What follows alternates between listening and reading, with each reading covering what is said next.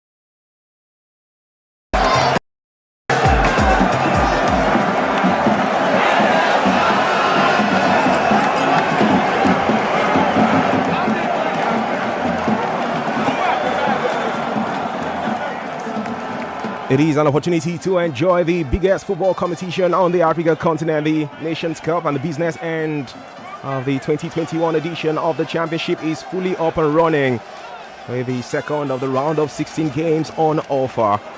It's a stage with no contradiction as defeat leads to outright eviction. That's basic and not science fiction. This reality is on the minds of the players for Nigeria's Super Eagles and the Carthage Eagles of Tunisia. That's the battle for a place in the quarterfinals. It can be settled in 90 minutes, 120 minutes of our penalty shootouts, with all of the action unfolding right before our eyes from the Stade Omnisports Rumda Abjia in Garua, the territory where the Nigerian team played all of their group games. The two nations have enjoyed some success against each other in the AFCON, with the North Africans beating the West Africans in the 2004 semi-finals and Roots lifting their maiden continental title on home soil, while the Super Eagles got the better of the Carthage Eagles in the losers final of the 2019 tournament to win the bronze medal. COVID-19 may have made the Tunisian team look depleted, but they are ready to fight Nigeria to avoid being defeated. We'll get to the anthems for the respective nations just before we give you an idea of the stars ready to align for Nigeria and Tunisia. First off is the anthem for the West African Giants and three-time African champions, the Super Eagles of Nigeria.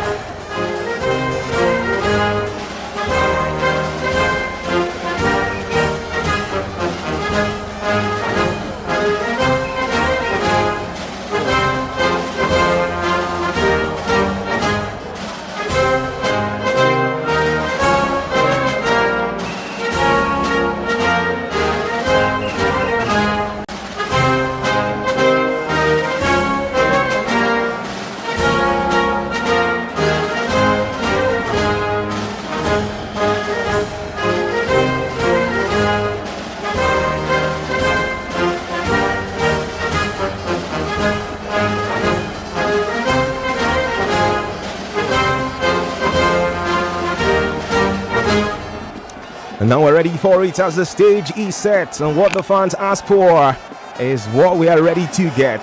Welcome to our coverage on Nigeria Info. My name is Chuma Nnoli, your commentator, describing the action with Ufoma Egbamino on coloring duties. Over to the team news. After naming an unchanged lineup in Nigeria's first 2 games, Coach Austin Eguavon made 8 changes in the victory over Guinea-Bissau, but today he returns to status quo as the Stars return for a night of action in the Nations Cup. While Tunisia boss Kabia makes 3 changes from the side that lost 1-0 to Gambia in their final group game, bringing in fullbacks Draga and Haddadi in place of Matlodi and Abdi in defense, with Al Arabi's Youssef Nsagni taking the position of Kawi in the right side of attack. The action is live, coming all the way from the territory in Garua, where the Super Eagles have been enjoying successes, winning all of their 3 group games. And we just speak about the quality of Maduka Okoye, one of the most celebrated persons from the AFCON on social media for the last fortnight or so, shielded by William Trustekong, captain of the side, and Kenneth Omeruo. Omeruo is one of the oldest players in this setup. At 28, he was part of the party when Nigeria conquered Africa in 2013. Zaidu Sanusi and Ola Aino and the mix too. And there's of course Dele Aribo, the creator-in-chief in the midfield for the Nigerian setup, working with Wilfred Ndidi, one of the best defensive-minded midfielders in the Premier League for the last set of years. Moses Simon, in the eyes of so many, the standout player in AFCON 2021 so far, is ready to weave his magic from the left-hand side with Samuel Chukwueze running through for Nigeria from the right side, attacking wise, and Kelechi Iheanacho walking alongside Taiwo Awoniyi in the heart of the striking department for the Nigerian contingent. And for Tunisia, we spoke about those changes. Goalkeeper Ben Saido holds on to his place, and Draga comes into the picture, hoping to drag down Moses Simon every time he runs towards his direction, because he's the right full back for the North Africans. There's also Haddadi in the mix too. And Ifa is one of a few Tunisian players who's played all of their 4 matches in the lineup that has been changed for almost every game. He walks alongside El Talbi in the middle of the defense for the North African nation that were crowned champions of the continent in 2004. Ben Simani, Skria, and also Ludune are in midfield. And there just has to be the quality of Jaziri, who's already netted once in the AFCON as point man for the Tunisians. He's flanked by Nsagni from the left side and Rapia from the right side. It is Nigeria's Super Eagles against Tunisia in the second of the round of 16 games of AFCON 2021. The Super Eagles have the all-green attire, ready to go higher. And this is what you love to call Ugu Green from the Nigerian perspective. They're playing from left to right, hoping they can get you right on the night that should be bright. And for Tunisia, it's the all-white outfits, white top on the white shorts and the white hose, and wide variety of colors when it comes to the boots, and they are playing from right to left. Ufoma, we've seen just about 6 minutes of play so far in Garua, and there's not really been that much of goal-mouth action, or has there? Well, Chuma, to be very honest with you, there hasn't really been. All of the half chances we've actually seen in this game have come from the Nigerian team. Very first set of minutes, got the very first corner kick, flung in from the left-hand side of Nigeria's attack by Moses Simon, and in the course of ricochet there, Wilfred Ndidi did go with a bicycle kick that was a few inches wide off the mark, and that's of course that's just about the half chance we've actually seen in this game. After that, Chuma, our tormentor-in-chief Moses Simon had his heels stamped on, and that stopped play for a few minutes, but the man is back on. I'm sure those old enough to remember, of course, will be thinking, oh, is this USA 94 happening just once again? But no, that's not the case. After 8 minutes, Moses Simon is still in the building, and it's Nigeria Super Eagles playing out a 0-0 scoreline with their Tunisian opponents. Well, it is an Africa Cup of Nations that hasn't given us too many early goals in the first 5 minutes, so it's not that much of a surprise that we haven't seen any after just about 8 in Garoua. By the way, we do have our man and group head of sport, Emmanuel Aitam, live at the stadium in Garoua in Cameroon, and he's going to be joining us intermittently as we go on with proceedings. Jalel Kadiri is the first assistant coach of the Tunisian team, and it's the team that has been struggling with his own fair share of COVID-19 cases, enough to sideline several players, including the main man for them, Wabi Kazri, who scored a couple of goals in that 4-0 victory against Mauritania. He's not in the mix here after missing that game against Gambia. Still hasn't recovered from COVID-19. Could be that game against Mauritania would have been his final game in the competition if the Carthage Eagles are knocked out here by Nigeria Super Eagles. And we can see some early build-up of play somewhat from the two nations competing for honors right here. It's Ifa and Talbi, the two partners in defense. Ifa now finds Talbi with the number 3 jersey. And it's just going to be them having to caress the ball that much, the Tunisians. And they go back to Draga, who tries to move forward in the half of the Carthage Eagles. Finally, they swing the ball into the territory of Nigeria Super Eagles, who rebuff almost immediately, but possession returns to the North Africans. And they may just get a free kick. That's what they get. The center referee in charge of proceedings here today is Magwete Ndiaye, as Joe Aribo was the guilty party, stopping some good play from that man with the number 7 jersey for the Tunisians. So as he got to pull the trigger, Msagni actually scored twice in the Arab Cup that took place towards the end of last year. Tunisia got to the final, they're losing, but they do have a chance now to score the opening goal against Super Eagles. Ola Aino desperately defending for the Nigerian setup. And then Samuel Chukwueze returns but loses possession back to Tunisia, who all of a sudden seem to be a revitalized bunch. The Senegalese referee decides to give a free kick to Nigeria, to the anger and anguish of one man, Ben Simani. Or was that actually a Leondini, I think, with the number 28 jersey for Tunisia, complaining, referee, you shouldn't have done these to us who are attacking, but the referee knows better. And I was just speaking about the referees. We have William Trustekong lay the pass to his partner in defense, Kenneth Umeruo. He's handling his second game in the AFCON. Referee Magwete Ndiaye, he's 35. His first fixture was the game involving Cote d'Ivoire and Sierra Leone, that 2-2 draw in the group stages. If you remember right, he's been fourth official in a couple of games, but center referee, this is his first. Give out 4 yellow cards in that 2-0 draw between Cote d'Ivoire and Sierra Leone. Well, he's popular for a bit of controversy for Marcus. That controversial game involving the Black Stars of Ghana and the Bafana Bafana of South Africa in the final race to qualify for the playoff rounds for Qatar 2022. Something that led to South Africa complaining to FIFA. It was the same referee who took charge of that game. And we know that Ghana won by 0-0 through a penalty converted in the first 45.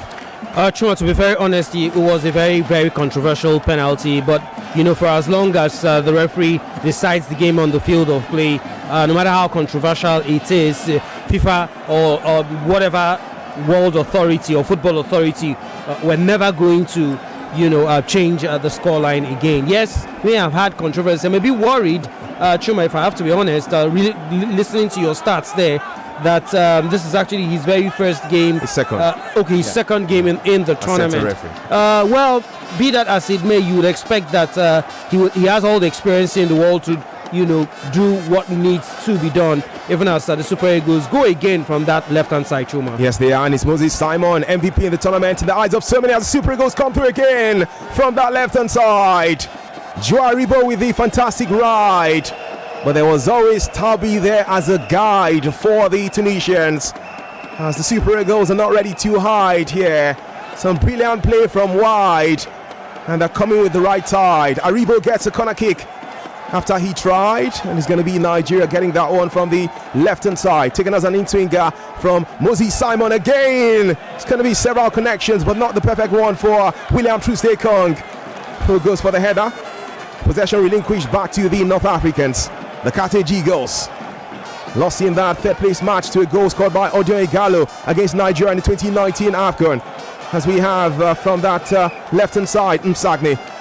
He moves from left to right, and Joe Aribo returns to regain possession for the Super Eagles, who go back again to that left side, where there's Moses Simon. Pace and alacrity for this man every time he has the chance, but it was Zaido Sanusi actually just with the overlapping run at that time of asking. It's going to be so much of work for this right back for Tunisia, Draga, who's being supported by Ifa too, because it's glaring the no Nigeria's strongest point is attacking from that left-hand side with Moses Simon. And Chuma, after 30 minutes of this encounter, almost everything good for Nigeria Super Eagles have actually come from that left-hand flank, and to a large extent they've got themselves another corner kick also from that flank, Chuma. Second corner kick for Nigeria in the 13th minute of the game, taken again by a man who decides to put it as an in-swinger, and Tunisia defending desperately. William Trustekong is complaining about something. Looks like it's going to be another corner kick in succession. The man Talbi with that one. The final touch, I think. Talbi with Jesse number 3 for the Tunisians. Yes. Had the final touch on the ball, and in the process also stepped on the left ankle of Joe Aribo. Aribo, though, is out of that unscathed. Second corner kick in succession for Nigeria. Again from that left-hand side. The third in the game for them. Another in-swing guard. This one is, and Tunisia one more time rebuff. Chuma, when you have this flurry of corner kicks in the space of the first 14 minutes of this game, it's about time you most likely wish for a Kelechi Nwakali, because we saw him, in our last game against Gambia, whipping very, very dangerous corner kicks into the area, and to a large extent when it came to set pieces, quite good with that. Unfortunately for him, you could also argue he's not as mobile and not as incisive and maybe not as creative as a Joe Aribo, who we've seen in in the very first 2 games of this tournament from a Nigerian point of view, do particularly well in the colours of the Super Eagles. You want to say that you don't want to bring someone in only because of his great set pieces, but just thinking about it, thinking aloud, that could have been a good opportunity for Kelechi Nwakali to actually whip in those dangerous set pieces into the box. Indeed, and Nigeria come forward again, racing for the award, not as scared as a coward. And they come through with Joe Aribo. That man with the number 10 jersey, one synonymous to one of the most skillful African footballers of all time, Austin J.J. Okocha. And the Super Eagles go to the left-hand flank again. Moses Simon, he scored once already in the competition and has had a couple of man-of-the-match performances in the first 2 games for the Nigerian contingent. Throwing for the Super Eagles from the left-hand side. A reminder, they are playing from left to right, attacking towards the right in the game from our point of viewing. And they have the all-green outfit. It's more like green versus white. Tunisia on white. Moses Simon, 1 or 2 leg overs. Just taking us back to a song from Mr. Easy, leg over. In this case, it's not my baby, give me leg over. A bit of a fumbling from Ben Side, the goalkeeper for Tunisia, who should have had a routine save, but somehow just came and fumbled on that one. He escapes though, so there's a throwing for Nigeria from the right-hand side. That's the near side. And it's going to be Ola Aino. Has that unique hair. And Joe Aribo again. We've seen so much of this man in the early exchanges for the Super Eagles. Back to Samuel Chukwueze, one who had his mother praying for his foot before he went to the AFCON. Across with Chukwueze's left foot, the outside of that left foot. A very delicate and delicious cross, but sadly there was no one to get the right connection for Nigeria in the 16th minute. A brilliant attacking play there from Nigeria Super Eagles, and at that point in time the Villarreal man used the inside of his left boot to actually like we say in local parlors, nasa that one into the area. I think it was Taiwo Awoniyi Chuma who was actually trying to get onto the end of that particular one, but great defensive work there from the Tunisian defender to ensure that was not the case. All right, we know that our group head of sport, Emmanuel Aitum, is live in the stadium in Garoua watching the action. And it's certainly going to be nice to get his reaction. Emmanuel, are you still there? I know that the ambience in the stadium is very loud and noisy.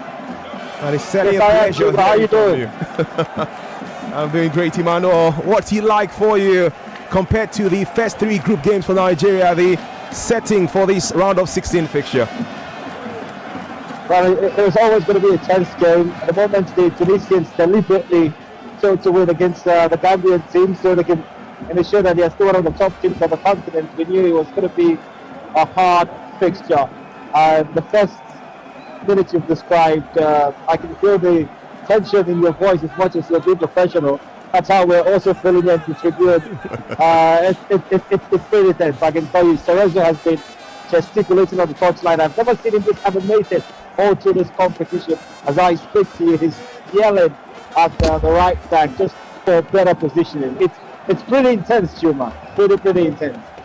I can imagine, Emmanuel. And what's the attendance like? I know we're seeing what we're seeing via TV screens, but sometimes television can be deceptive for you who's live in the stadium. Do we have as many fans as...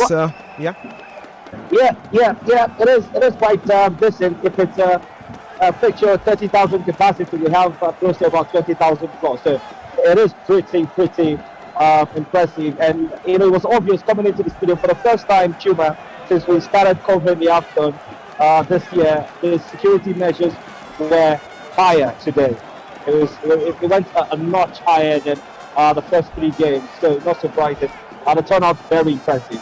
And then, of course, it's important to mention that everyone here had to test negatively before getting access to the stadium. That's actually beautiful to hear, Emmanuel. And what are the fans generally making of the fixture? Do the Cameroonians have any favorite team between Nigeria and Tunisia tonight? Oh, of course, the Nigerians are the favourites, Shuma. This city is close to the northern part of our country, Taraba. You also could get access from Yola to Garoua. So it is more of the Cameroonians based here looking for the Nigerian team. It was obvious earlier when we went to our COVID test about 11 a.m. today. Some of them had flags just in a way because they could tell that we're Nigerians. Easiest way to tell is when you speak French and we respond in English. So yes, they are rooting for us. Almost a chance for the Super Eagles in that instance. But yes, the fans are optimistic. Holy smoke. Okay, well, Chuba, I think you wanted to start what would happen in a few seconds. What should be a caution to a Nigerian player?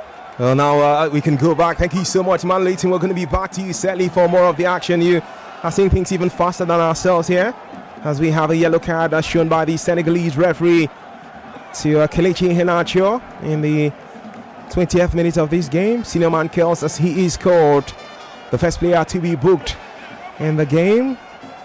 It was just the Tunisian Zufoma trying to go with a quick fast break or counter attack, as you may want to call that one, and Iheanacho had to put his body on the line. Well, I honestly don't know what the man from Imo State is actually complaining about. Kelechi Iheanacho, the Leicester City attacker.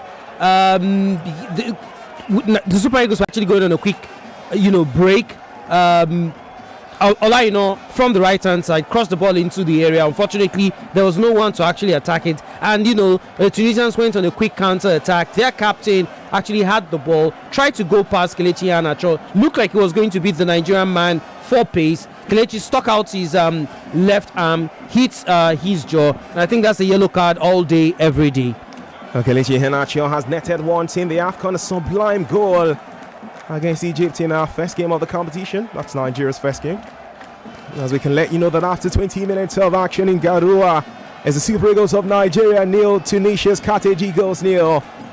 Live coverage coming your way on Nigeria Info with our beautiful partners MTN, proud supporters of Nigerian and African football and continent, connecting the continent more like that with telecommunication connectivity for so many years now, and Coca-Cola always refreshing the action, bringing the right refreshments.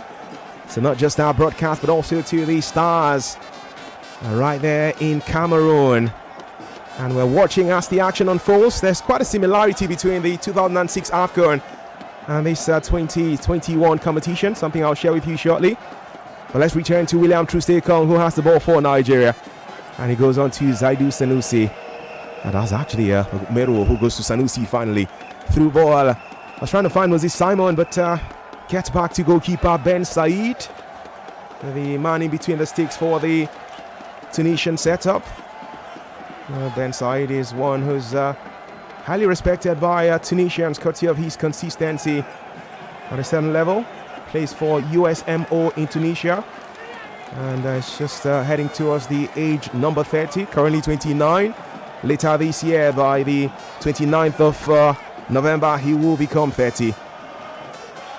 So shortly he's going to be joining the 30-plus gang conversation. For now, though, he's still enjoying being in his 20s. Some resilient play by Nigeria Super Eagles. Through ball in the air to Iheanacho, and he stopped immediately. And was never really going to count for anything, or was it? As Tunisia reclaimed possession. Through ball in the air for those who were used to playing PS2 back in the day. PlayStation 2, they'll love to call this up through as he dances around. Jaziri, the standout man in attack for the Carthage Eagles, now in the absence of the captain of the side, Wabi Kazri, who's out with COVID-19. And good play by the Super Eagles, who forced the arrivals back. Haddadi now with the ball. Jesse number 5 from the left-hand side, puts in a pass forward and ran for a quick 1-2. Was never going to happen, not in the presence of Ola Aino, who regains the play for the Super Eagles. And we're seeing so much of Wilfred Ndidi with composure, ready to avoid exposure. So the Super Eagles will have no cause for closure. And it's Kenneth Omeru back to William Troost-Ekong. and just calming the play a bit. Looks like the Super Eagles are not in a hurry, so they don't feel sorry.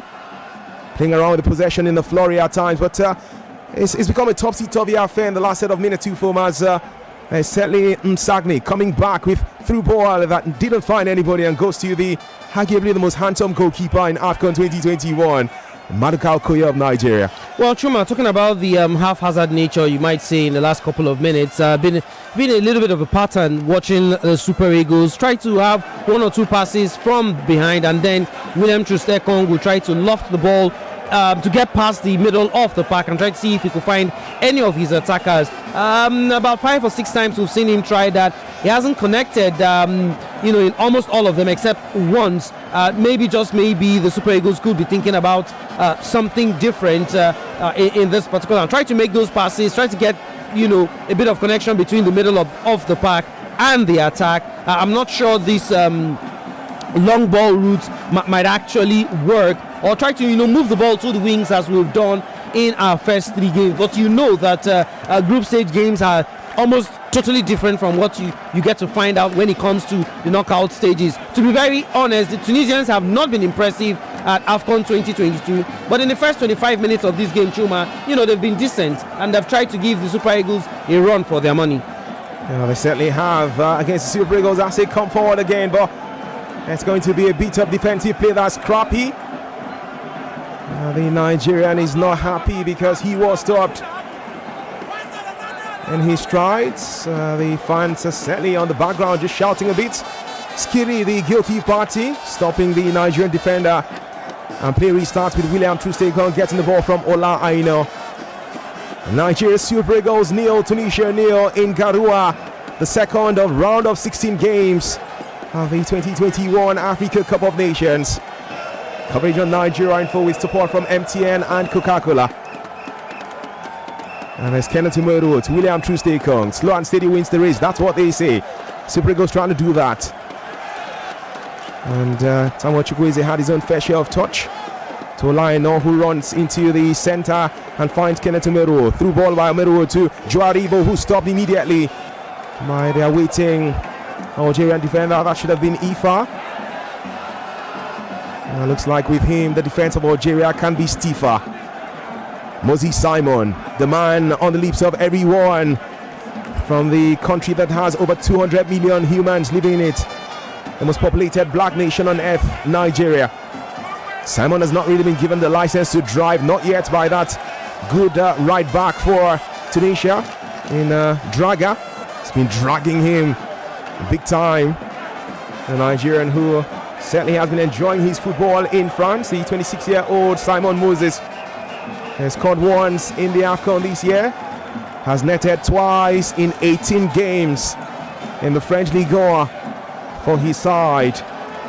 There's a whole talk about him potentially leaving this team at the end of the AFCON. Nonce, courtesy of the brilliance is accentuated in the competition so far. 1 or 2 sides in the Premier League may just be eyeing the man, Moses Simon, as the Super Eagles thought they got a free kick, but it's Taiwo Awoniyi who may just have been the man who's guilty, and he stopped the run from Laudrini, and Tunisia will have a free kick just outside their penalty area.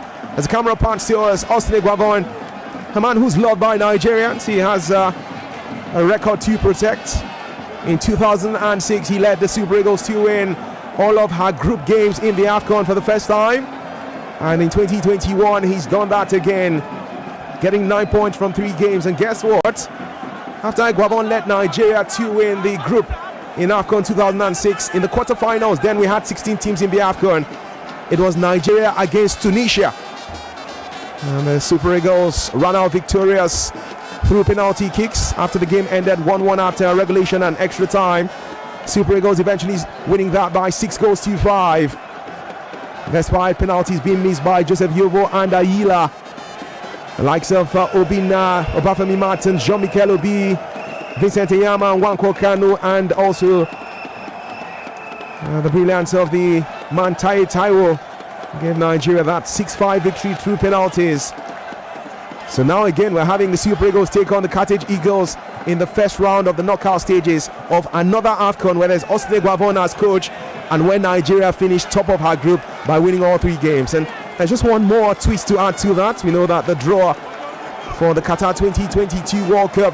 Took place a few days back for the playoff rounds on the African continent, and it's going to be Nigeria Super Eagles against the Black Stars of Ghana. Sarkodie, one of the stars from that country in music, will say, Charlie, you know, say money no be problem. What else? You know what time it is? Obedi the Pombede. It's going to be time for Nigeria, Ghana, and in the group stage of AFCON 2006, the Super Eagles took on the Black Stars of Ghana, winning that by a goal to nothing on the 23rd of January that year. Tai was scoring the only goal of the match in the 85th minute. So, 3 similarities, Ufoma. 9 points from 9, 2006, 2021 in 22.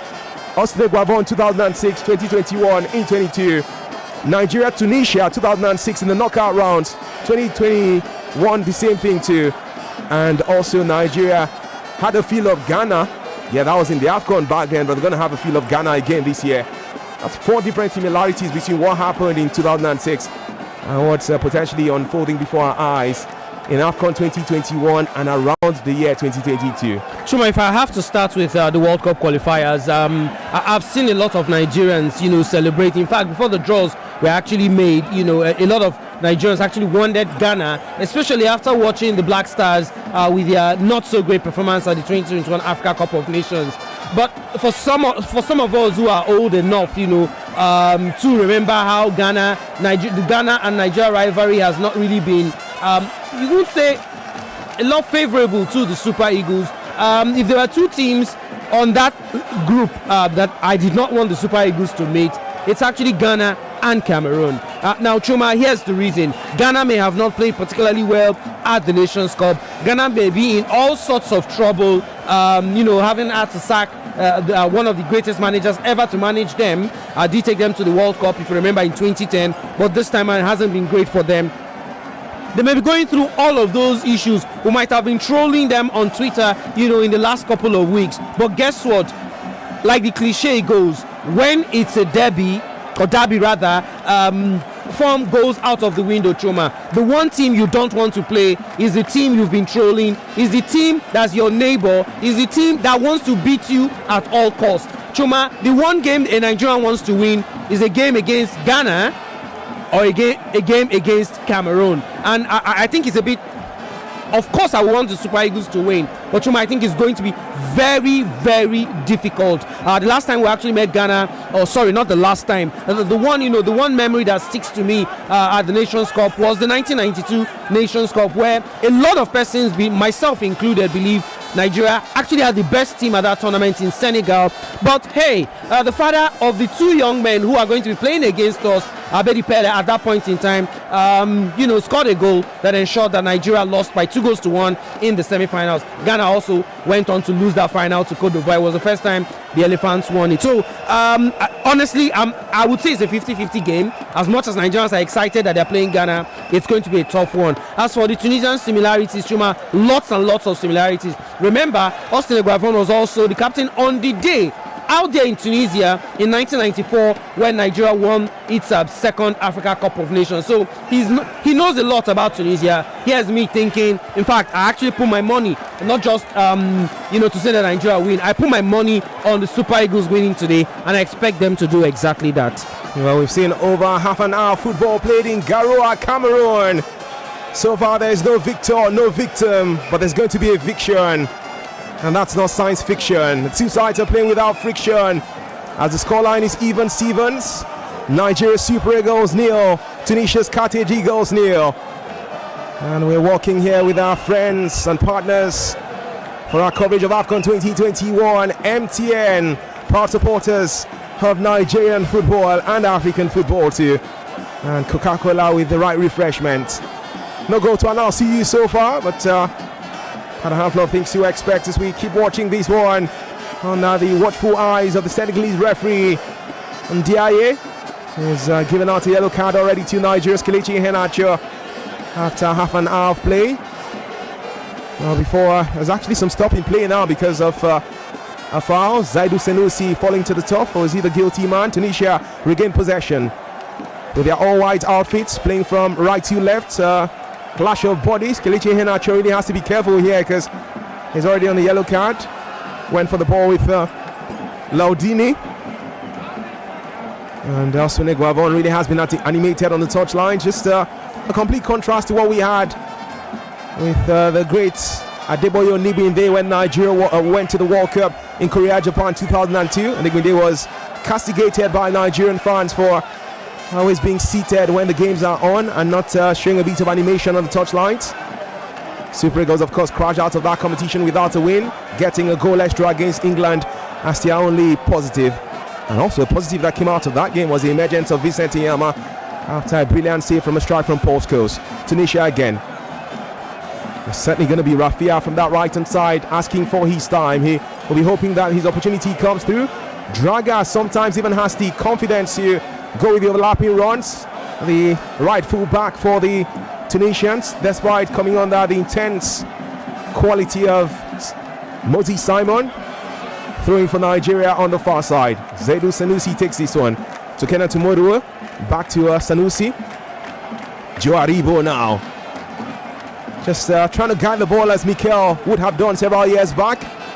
Aribo, one of the standout players of this Nigerian team who has quite a handful of handsome stars.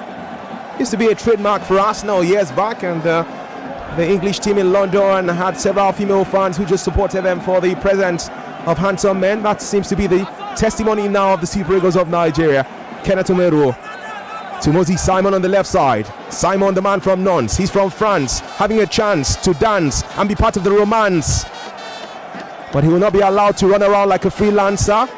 Not under the watchful eyes of Draga again, as the Tunisians find a way to have two players on Moses Simon when he comes with those runs. Shuma, you just took that out of my mouth. I was just waiting for you to complete your sentence because, to be very honest, in the first 34 minutes of this game, it's been obvious that our midfield hasn't particularly worked as brilliant as we've seen it in this particular competition. We've not seen that link between the middle of the park, Joe Aribo, Wilfred Ndidi, Kelechi Iheanacho, and then the attack, which of course comprises Samuel Chukwueze on the right hand side with Moses Simon on the left hand side. Much of our players actually come from that left hand side, from the wings, and of course the Tunisians know that that looks like our strongest point. So almost every time Moses Simon is on the ball, there are at least two, sometimes even three players trying as much as possible to cut out all the spaces for him, knowing that he's got that potency to create things from that left hand flank. Maybe Osune Guavon will possibly need to do some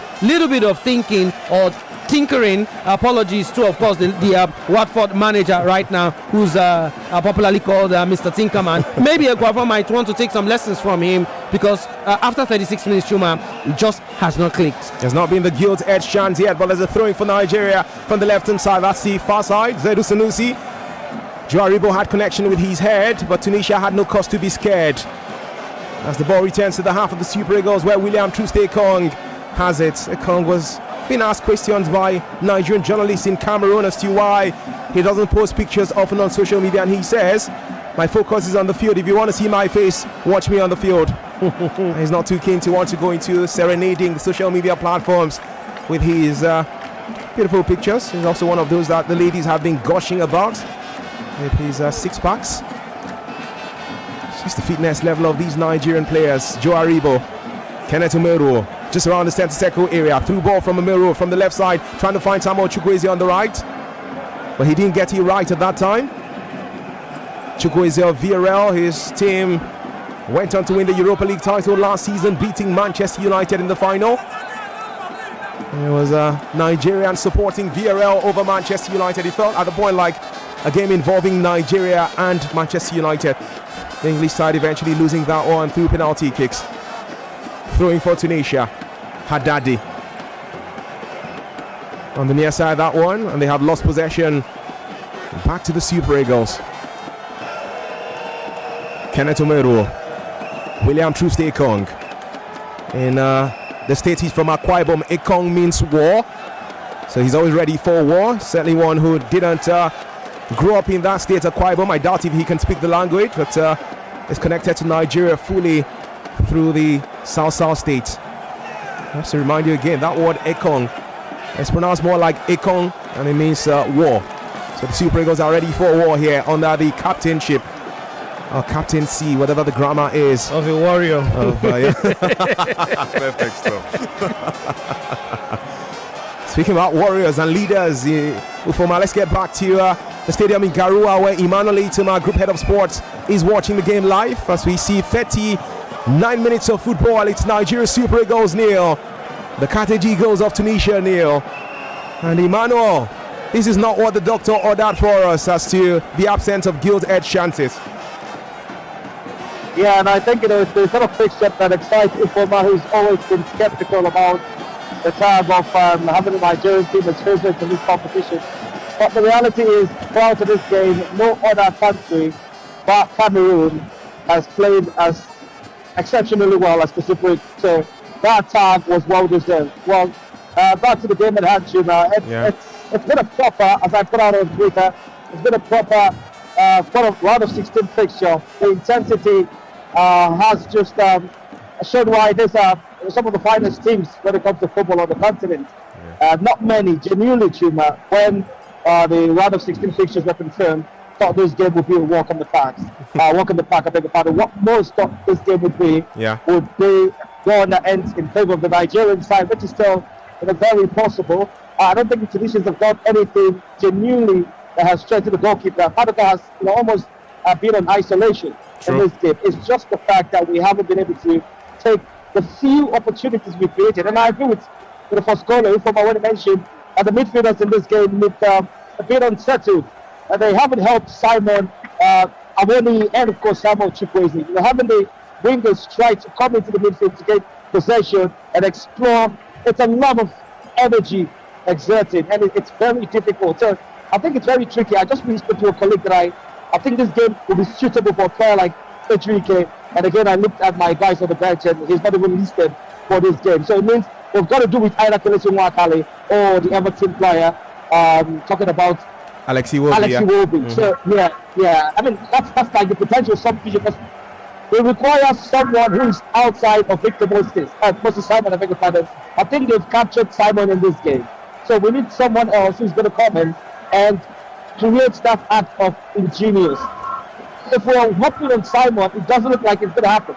He can still control magic. He's a special player. But I think the Tunisians, that tackle in the first 2 minutes to him was a sign that, we know you're the danger man, we've got our eyes on you. Yeah, it just felt like Sergio Ramos and Mohamed Salah in the Champions League final some years back. I think that was 2018. And he knew Salah was the star man for Liverpool and took off. Somehow, you could argue, felt like it was a purposeful thing. But again, could just argue that it happened. So the Tunisians have come in here knowing the danger man for Nigeria's Moses Simon. And you said something which makes sense. Bring in someone that could distract the Tunisians. Maybe Alex will be later. And then Simon could have his own time and space to shine in this place. Absolutely true, man. You can carry on with the rhymes and the commentary. We're going to be back with Emmanuel Itum, who is live in Garua at the territory where the Super Eagles have won 3 games already at the Omnisport Rumde Abjia Stadium. It's still Nigeria nil, Tunisia nil. Commentary is coming your way here on Nigeria Info. My name is Chuma Nali, and there's Ufoma Igbamno just by my side as we await the announcement of the first goal with support from our partners MTN and Coca-Cola. Tunisia have a feel of the ball now. Running into the half of the Super Eagles. Through ball towards that right hand side. It's going to be out for a throwing surely for the West African nation. 3-time African champions Nigeria are. He measures the best on the continent in 1980, 1994. Ironically, on Tunisia's home soil, and also in 2013 in South Africa. And for the Carthage Eagles, they have only been best in Africa once in 2004, and that year they beat the Super Eagles in the semi-finals before going on to run out victors over Morocco, going on to win the title that year too. So it's 4 AFCON titles on parade here this evening. 3 for Nigeria, 1 for Tunisia, but there's no goal after 43 minutes. Chuma, talking about history also, it's quite notable that when Nigeria won the tournament on home soil, on Tunisia's home soil, the Carthage Eagles got knocked out from the very first round of that particular tournament. It was a disastrous campaign for Tunisia. I remember vividly as a teenager at that point in time. But guess what? 2 years later, Tunisia actually went to South Africa in 1996, got all the way to the final. Famously, that's the tournament that Nigeria did not participate in because of diplomatic row we actually had at the time. The military junta we had of General Sani Abacha did, of course, go ahead to kill 9 persons from the Niger Delta, talking about Ken Saro-Wiwa and 8 others. It caused a lot of controversy on the international scene, and of course, several sanctions were meted against Nigeria. Abacha then decided that, you know what, if you guys think you know what to do, I can also know what to do. And of course, he asked the Super Eagles not to actually go to South Africa and defend their tournament. A disastrous decision, I have to say, because Nigeria were at the peak of their powers at that time. I remember watching the 1996 Nations Cup, almost all the games actually. A lot of Nigerians really didn't watch it because the Super Eagles were not there, but I took my time to watch that one. I'm not sure, I'm still saying it, I know it's football, but I'm not sure there was one team in that tournament in 1996 that would have actually defeated Nigeria Super Eagles. South Africa went on to beat Tunisia in that final, so they missed out on home soil in the group stages, but 2 years later they got all the way to the final, where they go from Dr. Kumalo, as I like to call him, and I can't remember the other goal scorer from South Africa, ensured that they beat the Tunisians in the 1996 final. Yeah, so much history around that one, and to think that this is about 2 decades ago and it's still fresh in the memory of formats he shares. Super Eagles again from the left side. Moses Simon, 2 Tunisian players on him as expected, and he returns the ball to Zaidou Sanusi.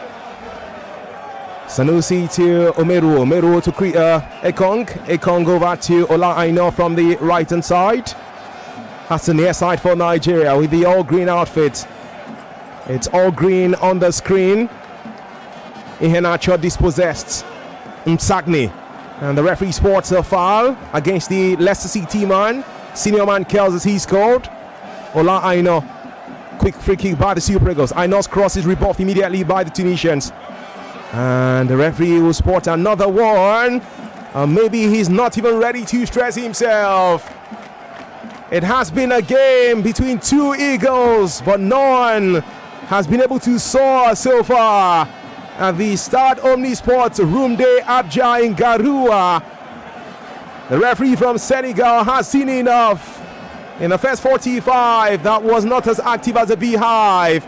The 2 sides were fortified, and there are no goals to have satisfied the fans as we go into the break without goals and without genuine chances against their rivals in this fixture, yet to give us the perfect picture. But we can keep watching for even more. It's halftime in Garoua. Nigeria Super Eagles 0. The Carthage Eagles of Tunisia 0.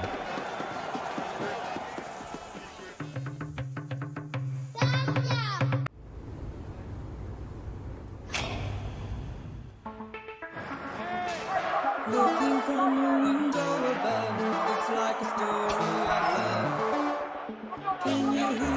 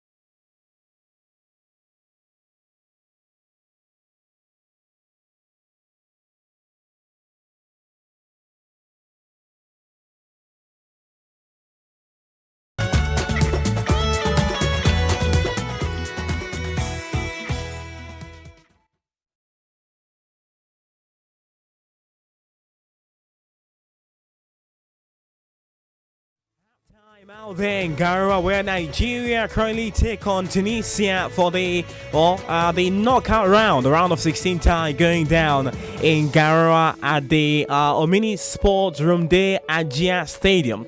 And it's Nigeria nil, Tunisia nil. Welcome back to our broadcast right here on 993 Nigerian. For we have Femi and the gang. I'm Chidiberi and go to a communism of sports. And I've got David here. David, good to have you.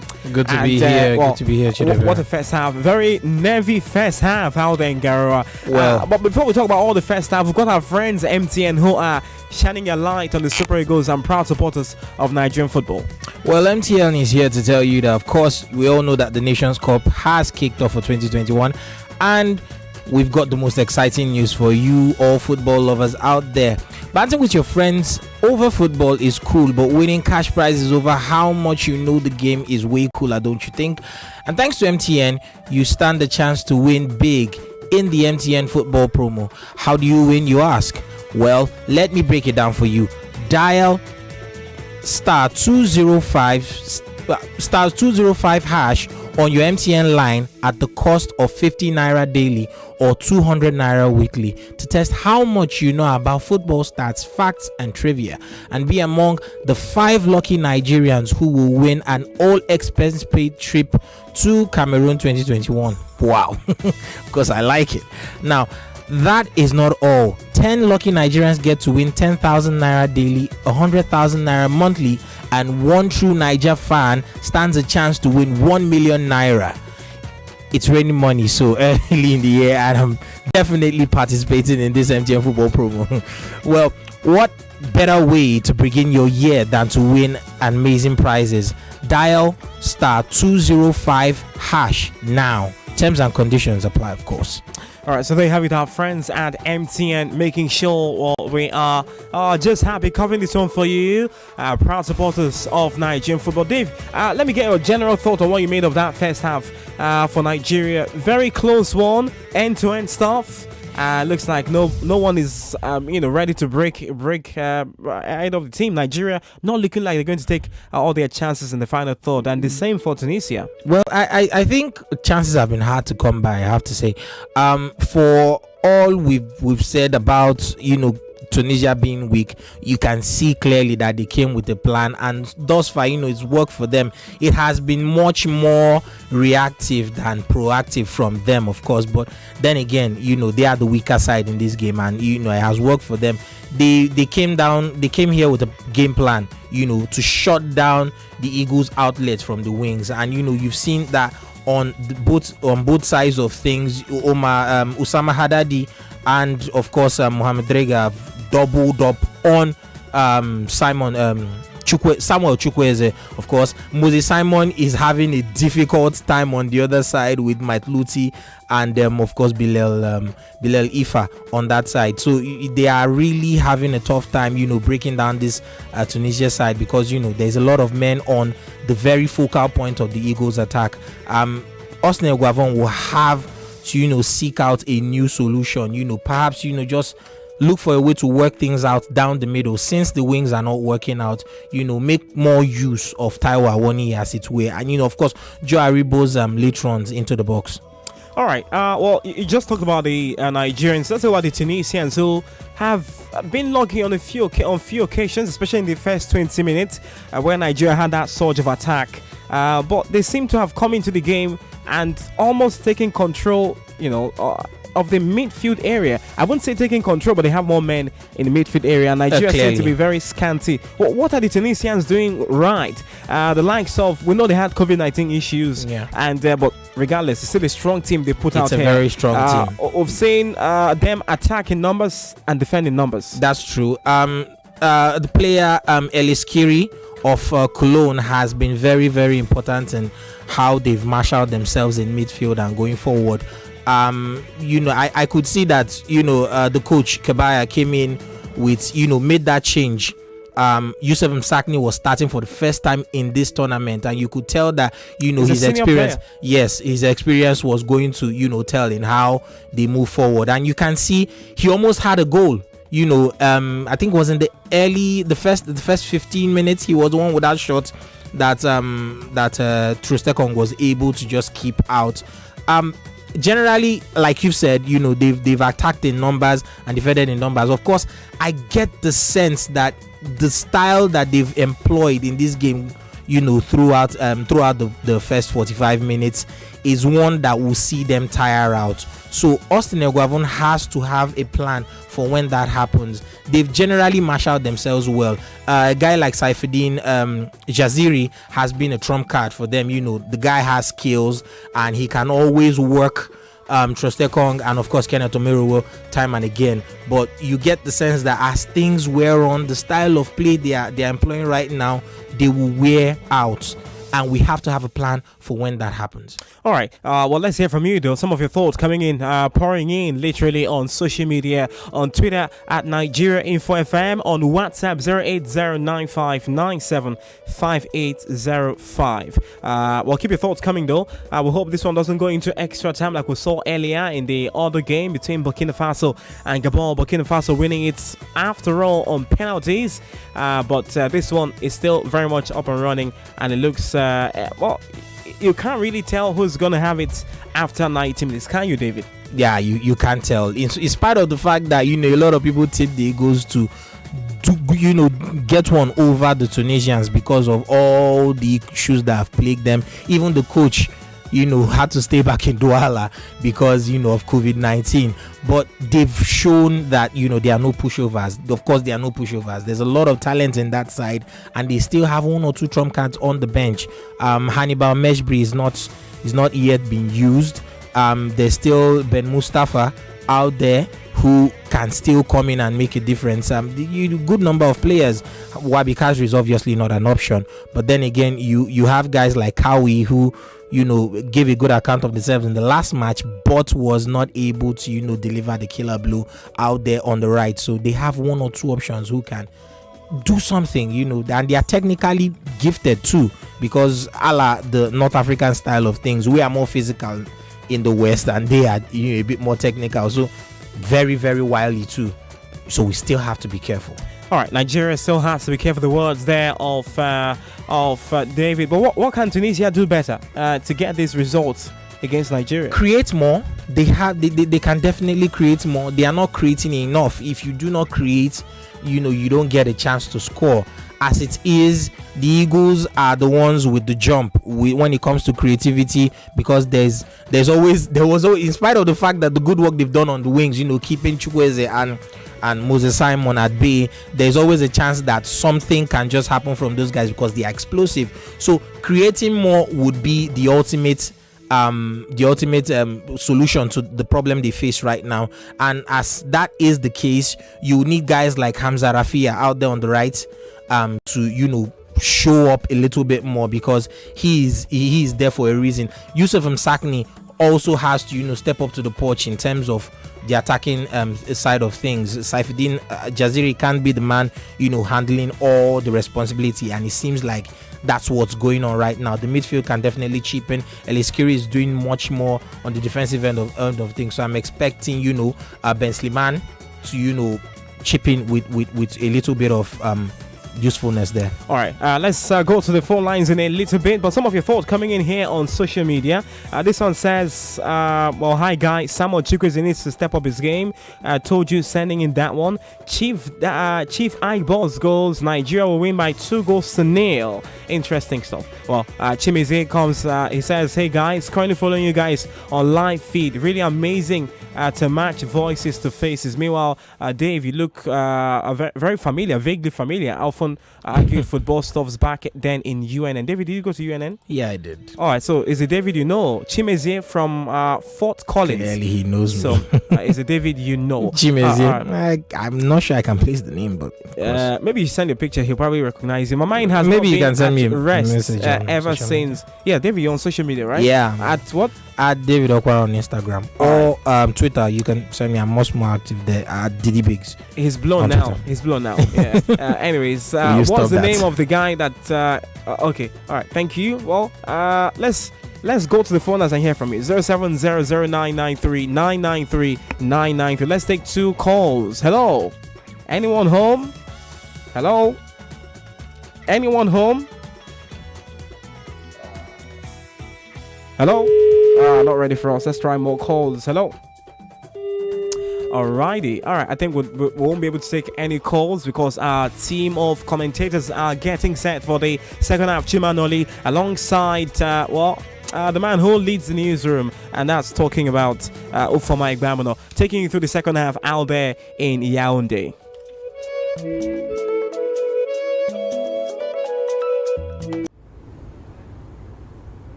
Looking from the window above, it's like a story of love. Can you hear me? All I needed was the little day. All I needed for another day. And all I ever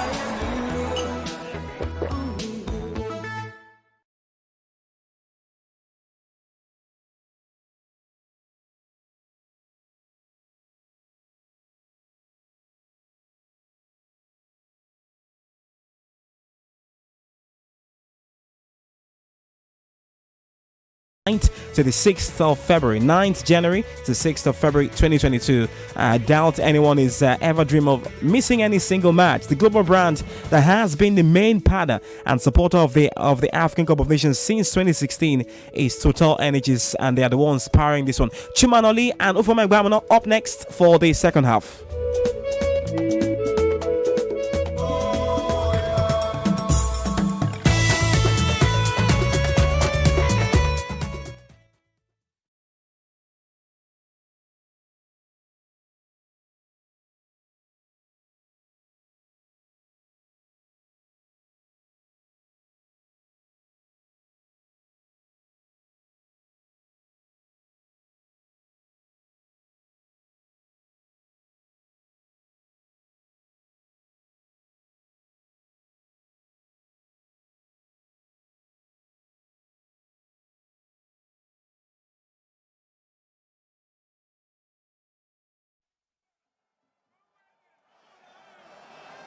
Welcome back to the action from the Stade Omni Sports Rumde Abjia in Garoua, Cameroon.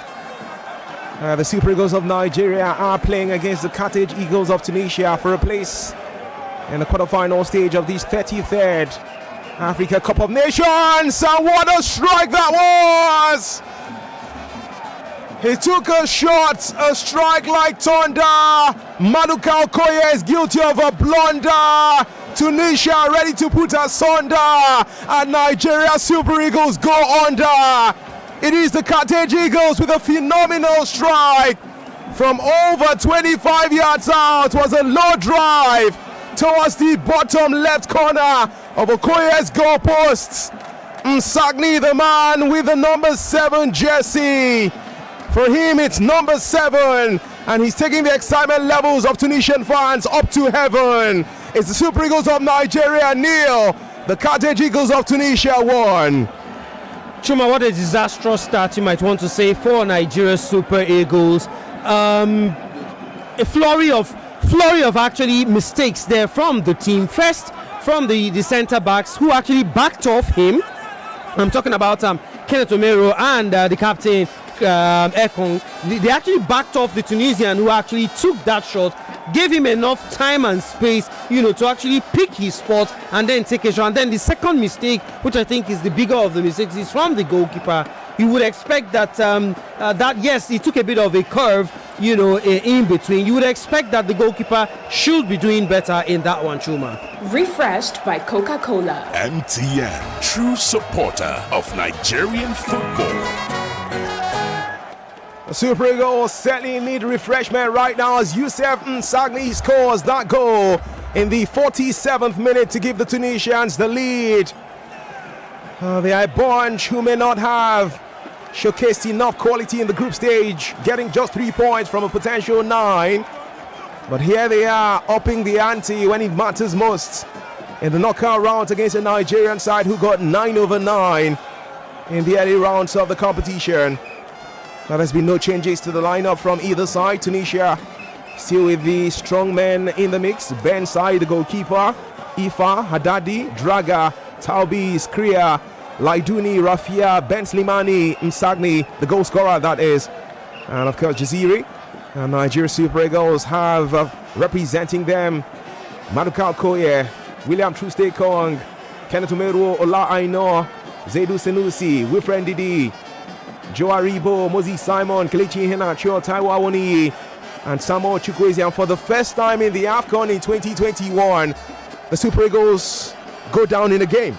Well, Chuma, that's exactly what it is. And for like you just mentioned, this is the very first time the Super Eagles will be conceding first in a game. All 3 games they played in the group stages, they did not concede first. In fact, the first game they actually did not conceded late on in the second, and then of course won the third without conceding. So it's time to actually prove their mettle, prove that one way or the other they get the tag that almost everybody has been calling them, especially in this tournament. But Chuma, it just goes to tell you I should say that like I've always said, the competition, it's not in the group stages. It's great to come out of the group stages. It's when you get to these knockout phases, that it ultimately starts. Indeed, Ufomas, the fans of Nigeria Super Eagles are saying, my helper, my helper. And the helper will certainly be the Almighty God. The Nigerian Stars prayed just before the restart of the game. They're going to be hoping that plays out in their favor. The man with the right flavor going on with his endeavor, but the tackle was not one he would love to savor. In Moses Simon, the ball is taken off him again by the Tunisians. Those 2 men all around Moses Simon, who comes from that left side, and he always has the presence of Draga and Ifa around him. Sometimes could be Ben Simani and Draga are holding forth from that right hand side of defending for Tunisia. Throwing for the Super Eagles, who are now playing from right to left, attacking towards the left side with the all green outfit. A color Nigerians love to call Ugu green. Ugu actually meaning vegetable. It's that deep. As the Nigerian side have Kelechi Iheanacho, who just has the wrong touch to the ball. Tunisia regain the play, and it's going to be a bit of Lodini with jersey number 28. He's fouled, and the Super Eagles have been stormed here. Barely 5 minutes into the second half. Tunisia score when it matters most, and this Tunisian side, as we see that goal one more time, are scoring only for the second time in more like 2 games in the AFCON. The only other match where they have scored goals was in that 4-0 victory over Mauritania. They couldn't score against Mali. They didn't find the back of the net against Gambia, but tonight they have converted an opportunity against Nigeria Super Eagles. Chuma, looking at the replay again of the goal, you have to honestly question Maduka Okoye and his positioning. You have to question, his ability. He's been almost idle, in the very first 45. Apart from the one shot on target that Tunisia actually had, which was of course blocked by one of the Nigerian defender. You would want to think that when he will be called upon, he will be able to answer the questions thrown at him. Unfortunately, after 52 minutes, the one question that was thrown at him early in the second 45 minutes just did not answer it well. Partly guilty for that one. That's a save he should be making all day, every day. Yes, the ball took a bit of a curve, swerved as he came, but you would think that the goalkeeper should be doing better with that one. He didn't, and the Super Eagles are actually down. And the sad part of it, or the worrying part of it, I would say, is that you saw in the very first 45 minutes, Chuma, that the Tunisians were very, very compact. They ensured that there was no lines for the Super Eagles to actually break into. Now that they have a goal to the good, they would want to do that a lot more, and we expect the Super Eagles to be able to break those lines by actually making those short, incisive passing, not go through what they tried to do in the first 5 minutes, which was try to go through the long balls from William Trustekong. Now Nigeria will have a free kick. It's the man Laudini, who was too loud with his tackle and gets a yellow card. Bilal Laudini, a foul on Kelechi Iheanacho, who's still on the turf. You could argue that was a tackle that was rough, and the referee has seen enough, decides to put that to Laudini. Was a barrage of tackles really from this side. The man's Kiri was the one who brought down Iheanacho, but Laudini was guilty of dragging down Wilfred Ndidi before he laid the pass to the Leicester City teammate of his, Iheanacho. So it's not a yellow card for Skri, the one who eventually fouled the Henacho, but the yellow card goes to Laudini, who was trying to stop the pass of Wilfred Ndidi. It's going to be a free kick either way for the Super Eagles. Austin Eguavon has not found himself in this situation in AFCON 2021. The 56-year-old coach has had 3 stints, had Keteka experience, a bit of that, didn't he, in 2010 with the Super Eagles. And last job at the high level as a coach was as that in charge of Sunshine Stars of Akure in the MPFL in 2017. He was out of work for a while before the Nigeria Football Federation approached him to become the new technical director of Nigerian football. And when Gennaro Raw was sacked, okay, we see a yellow card for Skri too, so I think they'll have to clarify, was that yellow card for Laudini or for Skri? Because I've seen a couple now. Just going to be confirming that to you as we progress. Earlier in the first half, we had Kelechi Iheanacho have his name taken down by the central referee to the referee Ndiaye from Senegal. So shied away from controversy in this game at least. And it's Zeidou Senosi. Back to Joe Aribo, who's forced into the half of the Nigerian side. Kenneth Omeru, long ball by Meru. Again, back to that left side. He wants to get Moses Simon, but one more time, Simon cannot get to the ball because Tunisia have the right bodies on the line. Draga was there to drag the ball away from the Nigerian, who plays for Nancy in France. It's desperate defending at times here for the Tunisians, and that's what they have right now. Ben Simane takes it back, and they're just dancing around the ball with some level of confidence. Draga again over to Rafia. Tunisia just somehow trying to give themselves breathing space because they're not given that time by the Nigerian side, who are in a hurry to get to the ball. Throwing for the Super Eagles, it will be Zeidou Senosi again on the near side in the half of Tunisia.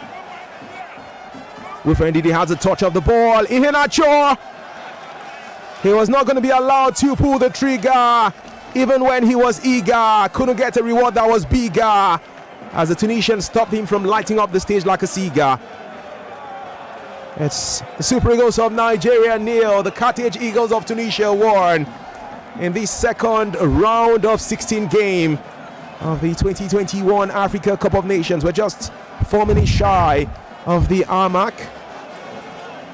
Chuma, Iheanacho was actually guilty of trying to go it all alone at that point in time, even as Nigeria on the quick attack, Chuma. Yeah, they are trying to attack, but the freedom is what they lack. Still do have that chance for an extra spark from the right-hand side. As always, Chukwueze ready to dance, but hey, come on, there's quality from Haddadi to stop him as the left full back for the Tunisians. Tunisia still do have the ball on that left-hand side of defending for themselves, the Carthage Eagles. Who cares if you have 3 points in the group stage? Portugal can share the same sentiments, or couldn't they, in Euro 2016? Moses Simon from the left side, his pass to Zeidou Senosi had too much power on it, and this could just define the game for Nigeria today. The fact that their most glorious and most hyped personality is unable to click tonight. Well, Chuma, it's almost running through the team. The passes haven't been quite good. They look a bit jittery. On one of the rare occasions where Moses Simon had a lot of space, we've not seen enough of that in this particular game. He ended up not passing the ball particularly well to the onrushing Sanusi, who's actually coming from that left. And we'll see a flurry of activities on the bench. I've seen Peter Simon Olayinka. I've also seen the man from Everton, talking about Alex Iwobi. Looks like going to be a double substitution by Austin Eguavon. Here's me thinking that Samuel Chukwueze will be one of the guys to come off. Maybe, just maybe, Taiwo Woni also could be coming off in this particular, or it could be Kelechi Iheanacho, who is already on a yellow. Well, Ola Ainoa is ready to say hello, but he was not going to be allowed to run through by that Tunisian fellow who was there to just stop the play. It was Ndidi with the pass to an on-rushing Ainoa, who was pushing himself into the penalty area of the Tunisians, but was stopped. From a Tunisian perspective, at the right time, you could argue. Salisu Yusuf comes in to share some instructions with Peter Olayinka and Alex Iwobi as we go back to the stadium in Garua, where Group Head of Sport Emmanuel Aitam is watching the game live. Emmanuel spoke to us a couple of times in the first half. Let's find out what exactly the mood is like in the stadium now. The Super Eagles are behind. He pulled off his mask. And it's the first time Emma is going to be speaking to us without the mask. Yeah. Double substitution, by the way. Iwobi and Peter Laifa is coming on. I don't know, Manchuma. It's not the right time to pass to the stadium when the boys are losing, okay? This report from the stadium is powered by excitement entertainment. If we're losing, I'm reporting, okay? I know reporting.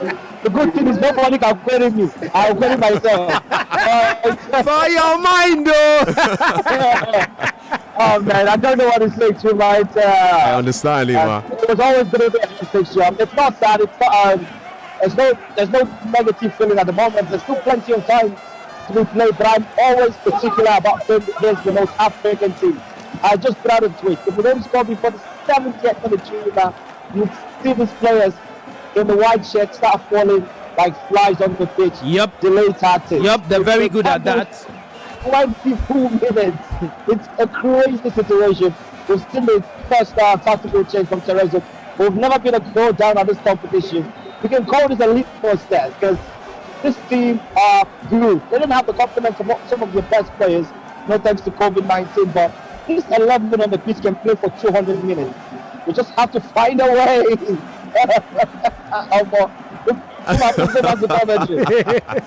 Well, not too often do I hear man lead some sound this way, but again, it's the reality really, having to go through the trepidation of watching the Super Eagles go down against the Carthage Eagles of Tunisia and his life in the stadium, so you can feel that. We've seen an hour football played. The territory in Garua, it's Nigeria 0, Tunisia 1.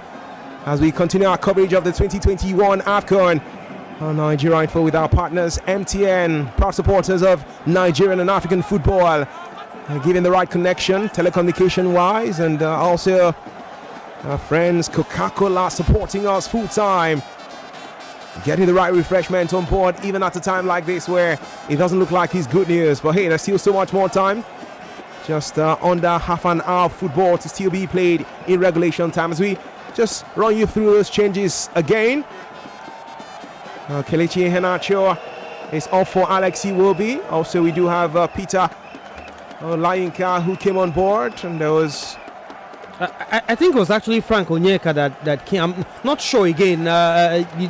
The boards were actually showing Frank Onyeka, but that looked like Peter Layinka. I will need to get confirmation of that one, Chuma. Or was it 3 substitutions that were made? Not particularly certain right now. But it's 61 minutes on the clock, Chuma. This second 45 minutes hasn't seen the Super Eagles, create any decent opportunity. It's been misplaced passes when they get to the final third. They look a bit harried right now. I think that goal, has unsettled the team a little bit. But let's see what happens with the changes that Austin Eguavoen has actually made. And those changes could play out in favor of Nigeria, as Zaidu Sanusi has a feel of the ball himself to Joe Aribo. Back to Sanusi with Jesse number 12. From that left hand side, he goes to Moses Simon. Moses Simon preaching the right sermon, going up like he's going to Mount Hermon. Puts a pass for Wilfred Ndidi, who takes a strike.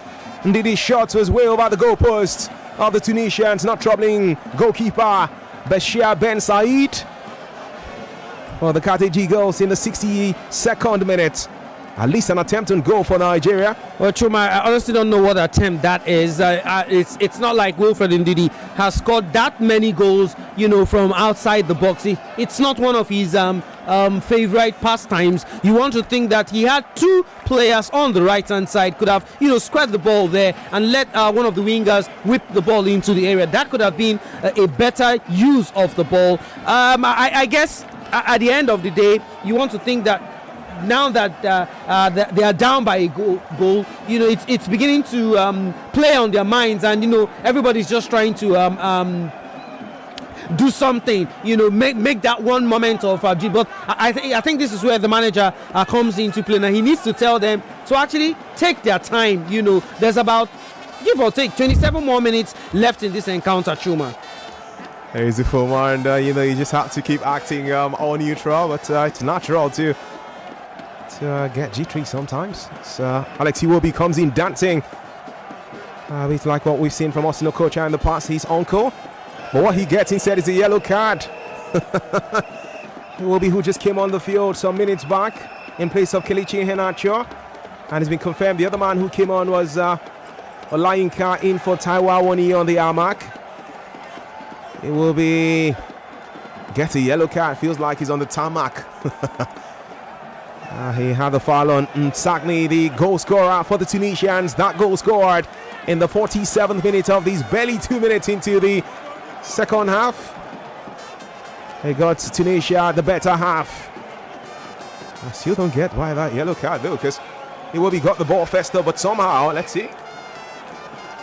He actually stamped on the Tunisian player. I think it's a deserved yellow card. There's a great referee in there from the man in the middle of the park, Ndiaye, who actually spotted that one. It will be like all players who do, feigning a bit of ignorance and asking what exactly is there. Even as there's a potential for that to actually be a red card. I don't think it's a red card offense. I think the yellow that has been given is, what it needs to be. It's a stamp, yes, but I'm not sure that there was malicious intent there, to the extent that it will be a red card. But hey, we've seen stranger things happen, in this competition. And the referee is staring at the VAR, and the referee decides that his hand is in his pocket.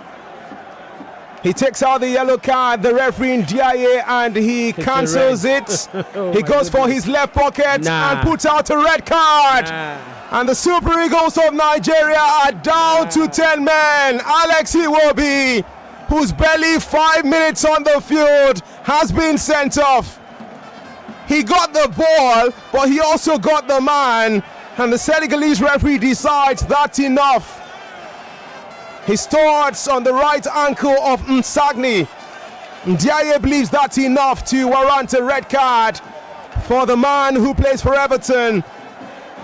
He got the ball first, but somehow his right foot got to the ankle of Msagni, and there are hands on heads moment right now for the Nigerian contingent. Well, it's 10 men Nigeria down by a goal to nothing against an 11-man Tunisian setup. It's going from bad to worse, Chuma. To be very honest, I don't think that's a red card, and this is not me trying to be a bit biased because I'm Nigerian. I've always said this. I've had big issues when play like this are paused milliseconds, just to catch it. When you see things in that slow motion, they appear to be worse than they actually are in real time. Yes, it was a stamp, but the question would be: was it malicious? Was it intended? Was it dangerous play? Maybe a bit of dangerous play, but I think yellow card would have been enough right there. Well, the referee thought otherwise, and Nigeria are down to 10 men. Well, they are down to 10 men, and Moses Simon gets the ball! And somehow he didn't go past goalkeeper Ben Said. He returns to the left-hand side of play for the Super Eagles, where there's Zaidu Sanusi, whose cross was cleared off by the Tunisians. Joaribo goes to the top. The referee says, play on. Tunisia come forward. Just around the center circle area. It's 2 against 3 Nigerian defenders. The Tunisians from the right-hand side. A strike could have been, the ball squared in for several options. The referee said play it on. The coach is livid with Taubi for attempting to score that by himself. And it goes out for a goal kick for Nigeria as we see that chance again. Across from the right-hand side to Moses Simon. He got the right control with his right foot, put it towards his left, took the strike on goal, and somehow Ben Said had his foot to thank as he was able to save the blushes of the Tunisians. Just a bit of a similar stuff to what we saw when Nigeria's Maduka Okoye used his foot to stop a potential goal for Mohamed Salah in the fixture between the Super Eagles and the Pharaohs of Egypt.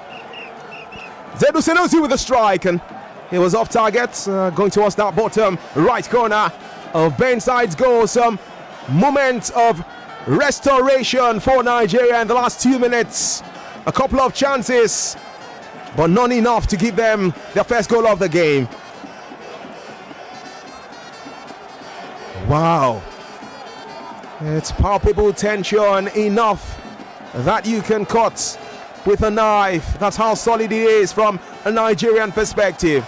69 minutes of play at the Omni Sports Runde Abjia Stadium in Garoua, Cameroon.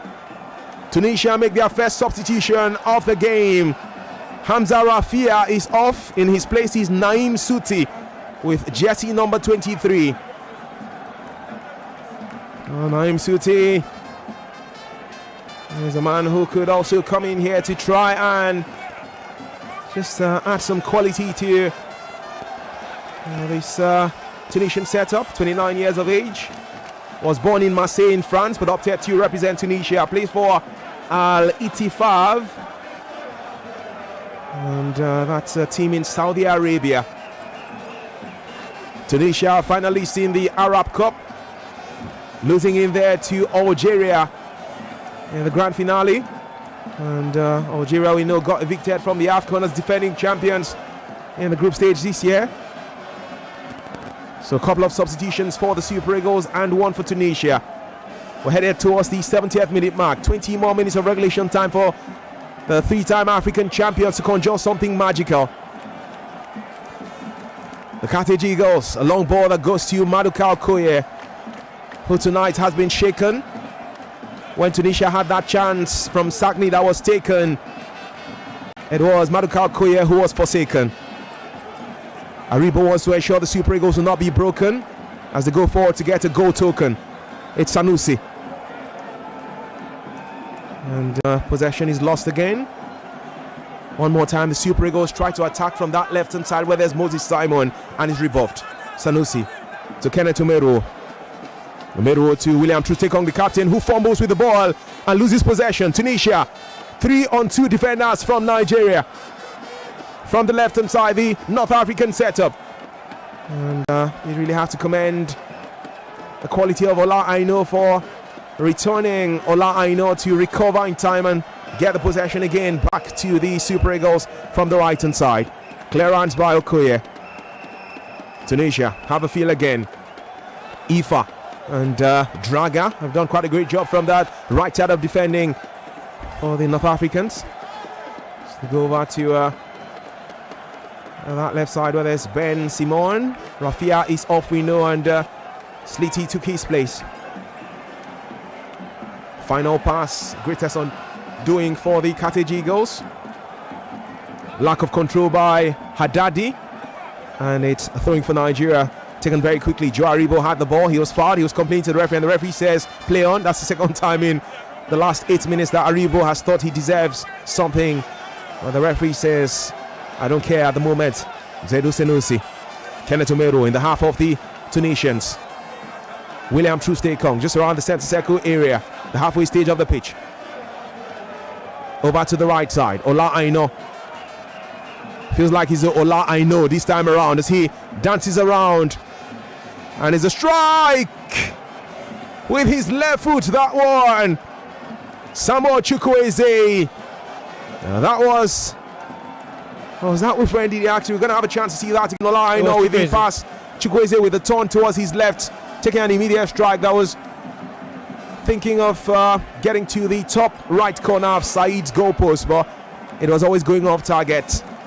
And after 72 minutes, it's Nigeria 0, Tunisia 1. The AFCON coverage on Nigeria Info with support from Coca-Cola with the right refreshment, something the Super Eagles need now. More like a refresher course to come back on track. And proud supporters of Nigerian football and the African game with the right connectivity, MTN. Those two brands supporting our coverage of AFCON 2021 here on Nigeria Info. William Trustekong gets the ball from Joe Ariba. You can hear the fans, waiting they happen. They need to fight back for sure. The Nigerian team. Kenneth Umeru, Ola Aino on the far side. Super Eagles playing from right to left, attacking towards the left with the all green outfits. Tunisia with all white. At the moment they are stainless. They feel like a bunch who are water resist, as solid as a steel. Leading back goal to nothing, keeping a clean sheet. Moses Simon from the left, he dances around. Daddy boy, I still love to call him. He wants to take on the entire Tunisian team, and he loses it after going past 2 players. He's not Maradona after all, or is he? Perhaps Lionel Messi. Well, Chuma, this is where you want to think calmer heads and, calmer heads and experience comes into play. There was absolutely no need for Moses Simon to continue dancing around. He's gone past 1, 2, 3, had a lot of space, had at least 2 Super Eagles players waiting for him to actually release the ball, but he decided to be Lionel Messi when he's just Moses Simon, and of course an opportunity at that point in time went begging just again. He's one man who was maligned and castigated by Nigerians in the 2-0 success over Guinea-Bissau, but he eventually scored just before going off. Sadiq Umar, he comes on now to take the place of Samuel Chukwueze. So it's the 3rd change for the Super Eagles. Would he change anything on the field of play? Only time will tell. Another strike by the Tunisians. Was going one more time for that left corner of Maduka Okoye's goalpost. And it was some brilliant strike, that one, from the man who's asking a few questions of Okoye, who was able to save that.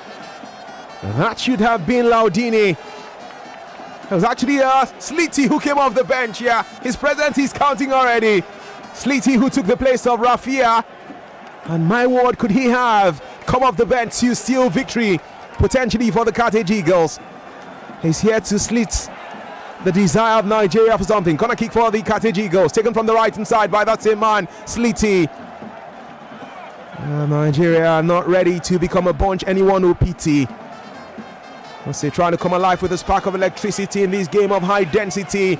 Nigerian contingent ready to prove their authenticity with no complicity. Tunisia though have 1 or 2 things to say about that. Interchange of passes now, and somehow the ball is gotten back by the Super Eagles, but is lost again. More like a topsy-turvy thing, this one. Possession in the half of the Nigerian side. Now 47th minute goal by Youssef Nsagni. See the difference between these sides. Tunisians, they are shooting on sight. The goal came from a strike from about 25 yards out. That latest chance for Sliti was from another shot from just over 20 yards out. They've hit more attempts on targets than Nigeria have done for the entirety of the game. 76 minutes.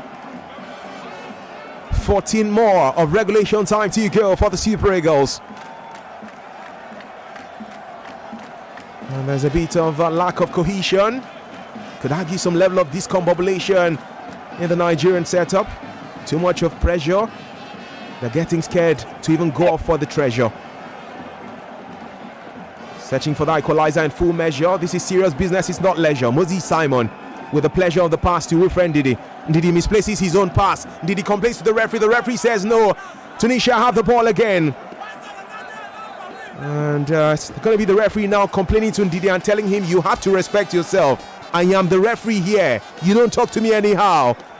The 35-year-old Senegalese is not taking any level of rubbish here in court. Gave out 4 yellow cards in his first AFCON game. That 2-2 draw between Côte d'Ivoire and Sierra Leone. And tonight he's not been shying away from doing same too. I'll just clarify, he put out just 2 yellow cards in that game. It was the Ghana-South Africa game, the World Cup qualifier, where he gave 4.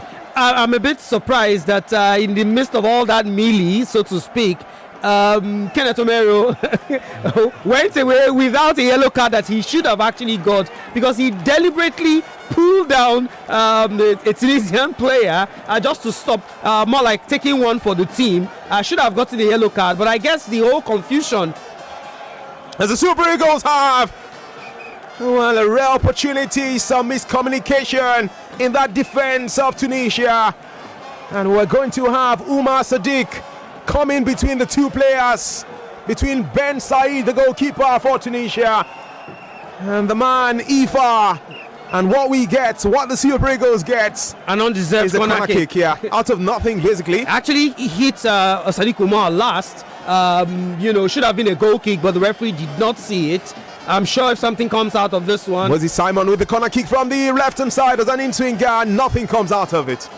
Well, if not, there would have been huge controversy, but I'm sure Nigerians wouldn't care. You really have to care for the reality of the timing now. 78 minutes heading to minute number 79 in Garua. It's not being garnished. The image of the Super Eagles are being tarnished against the Carthage Eagles of Tunisia. We saw Portugal stutter in the European Championships in 2016 in the group stages, but they went on to emerge as European champions. We saw the Super Eagles in 2013 get their first victory in the group stages in their final game of that stage of the competition, progressing with just 5 points, but they went all the way to emerge as champions of Africa. And now we're having Tunisia, who managed to get only 1 win in 3 group games, making their presence count at the right time so far in the round of 16.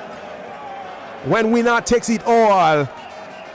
They are playing beautiful football, standing out tall against a Nigerian side that's not that small. And I'm sure Nigeria will not be ready to fall. And that's why Austin Eguavoen is all over the place, dishing out the right instruction to lead Nigeria against destruction. It's not an easy obstruction, and the Super Eagles have to come through with the correct construction. As ball is out for a goal kick. Nsagni, the goal scorer. We haven't seen too much of this man.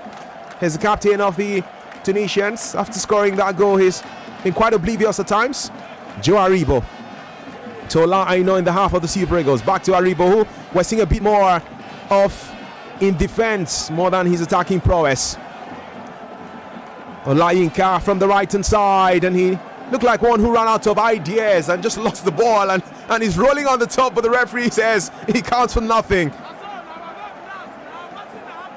There's a whole talk about now away that is that really the way of Nigeria to relinquish possession like that. Tunisia come forward, 4 Tunisian players against 3 Nigerian defenders. They're not that much in a hurry, buying as much time as they can this setup. The man with the number 25 jersey for them, Ben Slimani. Interchange of passes. They want to come out tops in these classes. Taking the right connection from the left hand side. Pass! Oh my word! Was that cause for fear for Nigeria? And the man with the final touch was Kiri, but he was offside. Haddadi was in the mix too with that number 5 jersey for the Tunisians. It did look like it was a save from Maduko Okoye. Brilliant move from the Tunisians, who are making sure their one-man advantage actually counts. Actually, it was a rebound from one of the Nigerian defender. They're exploiting that opportunity they have, Chuma. Good play by Umar, who when he was about to get the 1-2 was fouled, and there's a free kick for the Super Eagles on the edge, just outside the penalty area of the Tunisians. It's minute number 82. Some good play by Sadiq Umar, who came off the bench. Just to remind you, the Super Eagles have 10 men on the field. Alex Iwobi was sent off in the 65th minute. Umar was brought down to the turf by Skiri with jersey number 17, and the entire Nigerian bench, from Joseph Yobo to Austin Eguavoen, were all complaining to the referee, almost demonstrating actually, in the quest to get a free kick, something they have been rewarded with now. Do we have a clinical free kick taker for the Nigerian setup? As we saw Riyad Mahrez step up at the right time for Algeria in the semi-final fixture of AFCON 2019, scoring with what was perhaps the final kick of the game against the Super Eagles. Can Moses Simon do same here, as he's one of the options available to take the free kick? It's just from about 20 yards out from the center, just outside that mini arc. Simon takes it over the wall, but also over the goalpost of Tunisia. Didn't trouble goalkeeper Ben Said at all, that one. Oh, he thought that was going to be a goal. Looks like there may just have been a touch for a potential corner kick. I'm not sure. I actually saw one. Just for a second that I may have seen that, but maybe my eyes were deceiving me. Your glasses, maybe. Man, it's a moment of fear and trepidation. Well, Chuma, it's just about 7 minutes of regulation time left, and whatever the referee decides, you want to think that Nigeria's chances of making it, of at least getting a draw in this one, all but got snuffed out with that red card to Alex Iwobi. Taking a look at the replays once again, Chuma, to be very honest, some might say it's harsh, but it was a stamp by Alex Iwobi. I don't think it was malicious. I don't think there was any intention to actually be violent. It was a mistimed tackle. I would have thought it's borderline yellow rather than straight red. But again, as I've always said, when these replays are paused on VARs, they actually appear a lot worse than they are. I don't know if you watched the Manchester City game yesterday. There was actually a tackle from a Southampton player, on the Manchester City goal scorer that one way or the other wasn't intentional. Some referees would have actually given it a yellow, but I think the referee yesterday did the right thing by allowing that go. It was mistimed. His studs were up. Could have been read by another, but the referee felt that it wasn't intentional and gave a yellow card. I thought that should have happened, but maybe the stamp on the Tunisian player, and you saw how he was rolling, so maybe that also played on the mind of the referee. For me, I think that's where Nigeria almost all but maybe lost it. Olaino with the throwing from the far side, that's the right hand side, goes straight to goalkeeper Ben Said of Tunisia, who clears. It was quite a long throwing, that one, just reminding us of Roy Delap of Stoke City from years back. Well, Tunisia have the option of bringing upon their main man, Wabi Kazri, who was ready to come on and then was told to go back to sit. Kazri with jersey number 10. He scored two goals, for them in the AFCON already. They missed out on that 1-0 loss to Gambia because he was out with COVID-19. Apparently, he's now tested negative to the virus. So, Wabi Kazri is ready to come on. There'll be two changes for the Tunisians. There'll be Jebali and Wabi Kadri coming on to add some extra bites to the Carthage Eagles performance here this evening. Kadri is 30 years of age, has scored 7 goals in 19 games for Saint-Etienne in France. It's Jaziri who's off for Issam Jebali. Jebali on for Jaziri, and Kadri will be on shortly himself. Yeah, the 30-year-old from France who plays in France takes the place of the goal scorer Youssef Msagni. 2 AFCON goals already for Wabi Kadri. He scored 3 goals in the Qatar 2022 qualifying race, World Cup qualifying race for Tunisia. He was born in France but opted to play for the Tunisians, and also had time to play for Sunderland way back. He found the back of the net once in AFCON 2019, Kazri. And he's in here now with 3 more minutes to the 90th in this game in Garoua. Nigeria 0, Tunisia 1. Coverage of AFCON 2021 on Nigeria Info, with support from our sponsors and partners. MTN, proud supporters of Nigerian football, and Coca-Cola with the right refreshment. Just 1 goal is the difference between these sides here. Joe Aribo, and that was scored by Nsagni in the 47th minute. Moses Simon from the left-hand side. The Carthage Eagles have done a great job so far stopping the man from Nons, but Simon with a quick 1-2. Wilfred Ndidi takes a shot again! It went past goalkeeper Ben Said, but also went past the right-hand side of the Tunisian goalpost, and Ben Said, exactly what we expected this time. He dived by himself, but he's injured by himself. He's holding on to his groin area, and we understand how these things play out right now, don't we? Well, waste as much time as possible, eat up the minutes, slow down the momentum of your opponents. There's no better there are no better people who do this, who go with these tactics than the North Africans. Very, very good with it. I've known that since I started watching football over 35 years ago. They're very good at it, and that's what the Tunisian goalkeeper is actually doing. Eat as much time as possible, because most likely you will not get it back from the referee. Another substitution by the Nigerian team. Yeah, Joe Aribo has been taken off in the 88th minute, and Ahmed Musa, who had said this was going to be his last Africa Cup of Nations for Nigeria, comes onto the field of play. The man who these days plays in Saudi Arabia.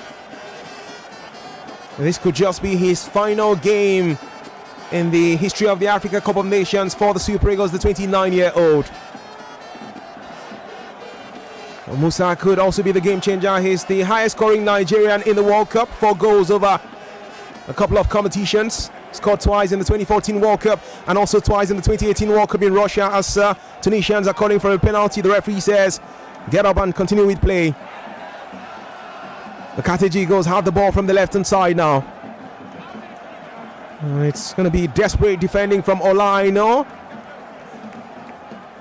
Wabi Kazri.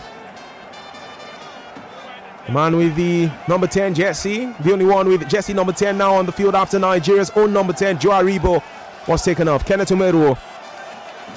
Minute number 89. Nearer draws the time that shall surely be when the center referee will signal the end of this game. In the camp of the Super Eagles, there is desperation. They would love to get a goal before this game's expiration. For them, that's required for survival as much as they want respiration. And so somehow they need an inspiration. Doesn't look like there's going to be any inspiration, not so far at least. As Tunisia have another player who's fallen. Free kick they have in the half of the Carthage Eagles. It's one of the substitutes, Jabali, who got that free kick. And the supporters of the Super Eagles, we have 3 different factions in Cameroon pushing for victory for the team that got 9 points. And that was a bragging right for Nigeria, wasn't it? The only team that got 9 points in the group stage of AFCON 2021. We'll have 5 minutes of additional time. We're into the first 10 seconds of those 5 minutes. It's now or never for the Super Eagles. They're beginning to panic. They need repair. They need a mechanic, so they will not be sinking like Titanic. And that could just be it! Oh, my word! Desperately unlucky! And the Tunisian man is asking his men, Draga, saying, come on guys, don't lose your guard at the right time. Sadiq Umar, he got a through ball, he went past 2 Tunisian defenders. He put the ball beyond goalkeeper Ben Said from the right hand side of attack that was for Nigeria.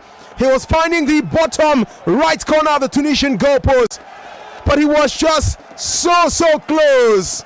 However, no reward for Nigeria. Still the Super Eagles nil, the Carthage Eagles 1. That's the closest the Nigerian setup have gone to getting a level line in this fixture. Could that be it? Is that the handwriting on the wall?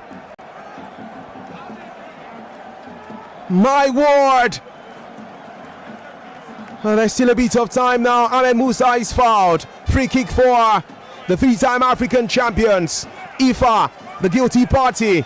Musa, Hilan Hati.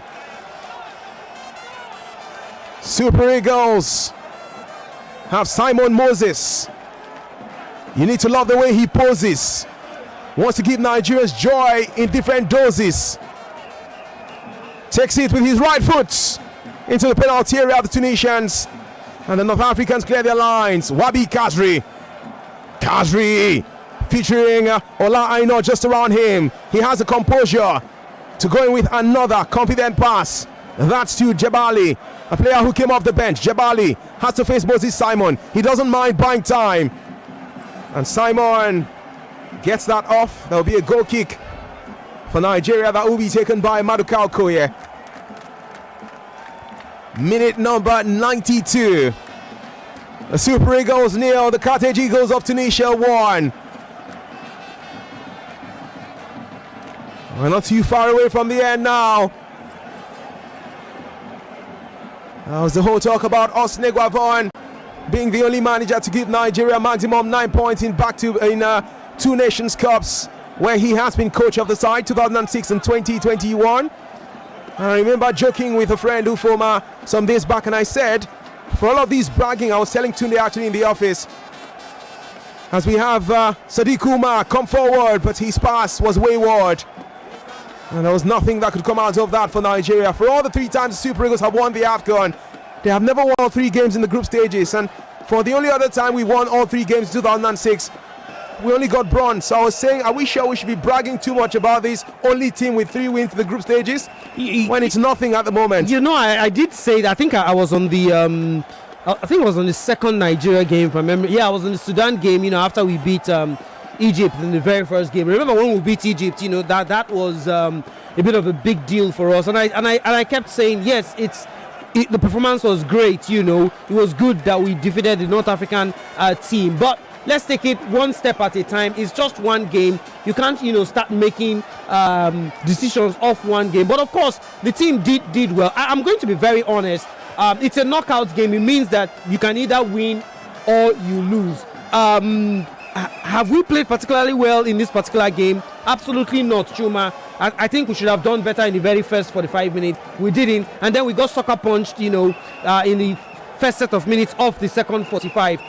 But overall, has there been an improvement on what we've seen of the Super Eagles over just before Austin Eguavon became manager? Yes, I would say so. It only means that we need to build on what we already have. But getting knocked out of the round of 16, Chuma, maybe not a particularly great story.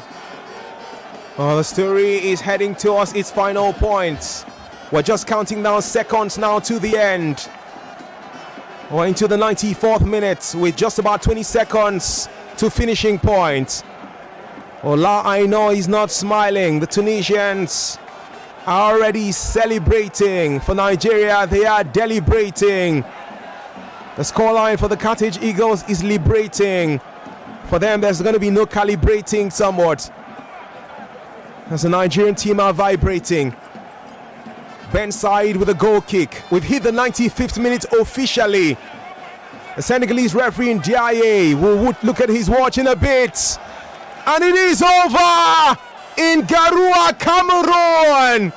A team that got only 3 points from 3 games in the group stages have usurped the powers of the Super Eagles, who got 9/9. A strike from Msagni in the 47th minute is enough to propel the Carthage Eagles of Tunisia into the quarterfinal stage of AFCON 2021 at the expense of 3-time champions, the Super Eagles of Nigeria. They have lost it on the evening, and they have not been able to overcome the inertia in Tunisia, in Africa, as they're knocked out of the continent. And the next big thing for them will be to try and qualify for the World Cup in Asia. It's ended in Garoua. The Super Eagles of Nigeria 0. The Carthage Eagles of Tunisia 1, with the Tunisians through to the Africa Cup of Nations quarterfinals, and the Super Eagles knocked out of AFCON 2021.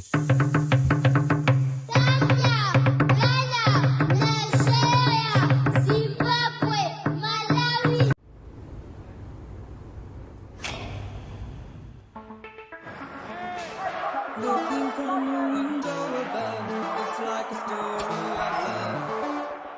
Can you hear me?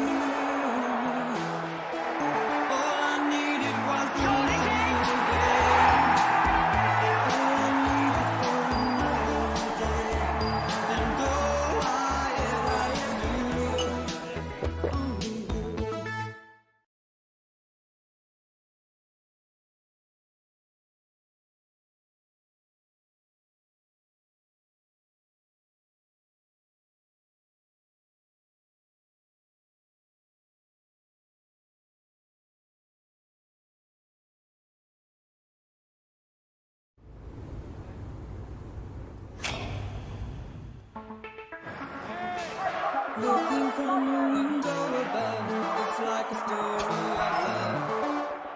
Can you hear me?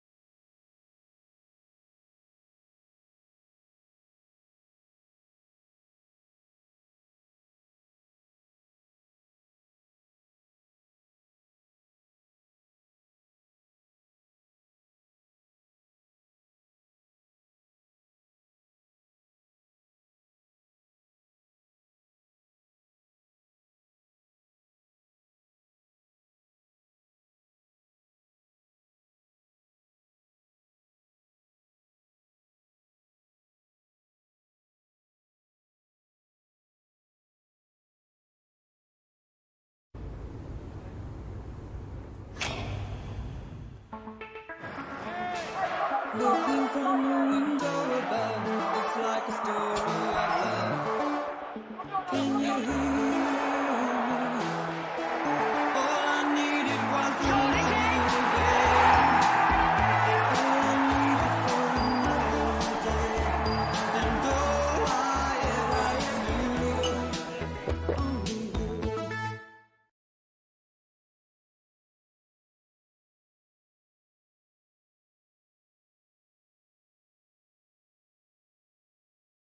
We're back on 99.3 Nigeria Info.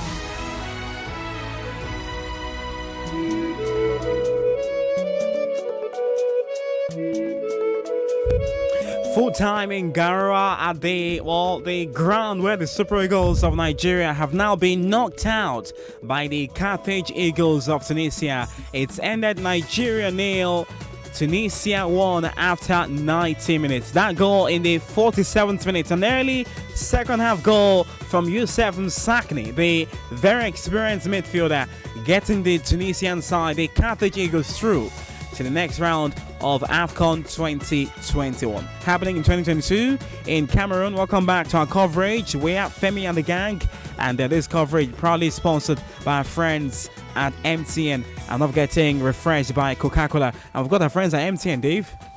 Well, if your New Year resolution is to win money bigger than your bank account, of course, then get in here with us, because I've got the most exciting news for you. Jokes aside, this news will definitely make all football fans happy. Really, it will. AFCON 2021 has kicked off, and MTN is here to make it a memorable one for all Nigerians. Do you know your football stats and trivia? Then you're about to win big in the MTN football promo. Test your football knowledge and be amongst the 5 lucky winners to win an all-expense-paid trip to Cameroon in 2022. And there's more.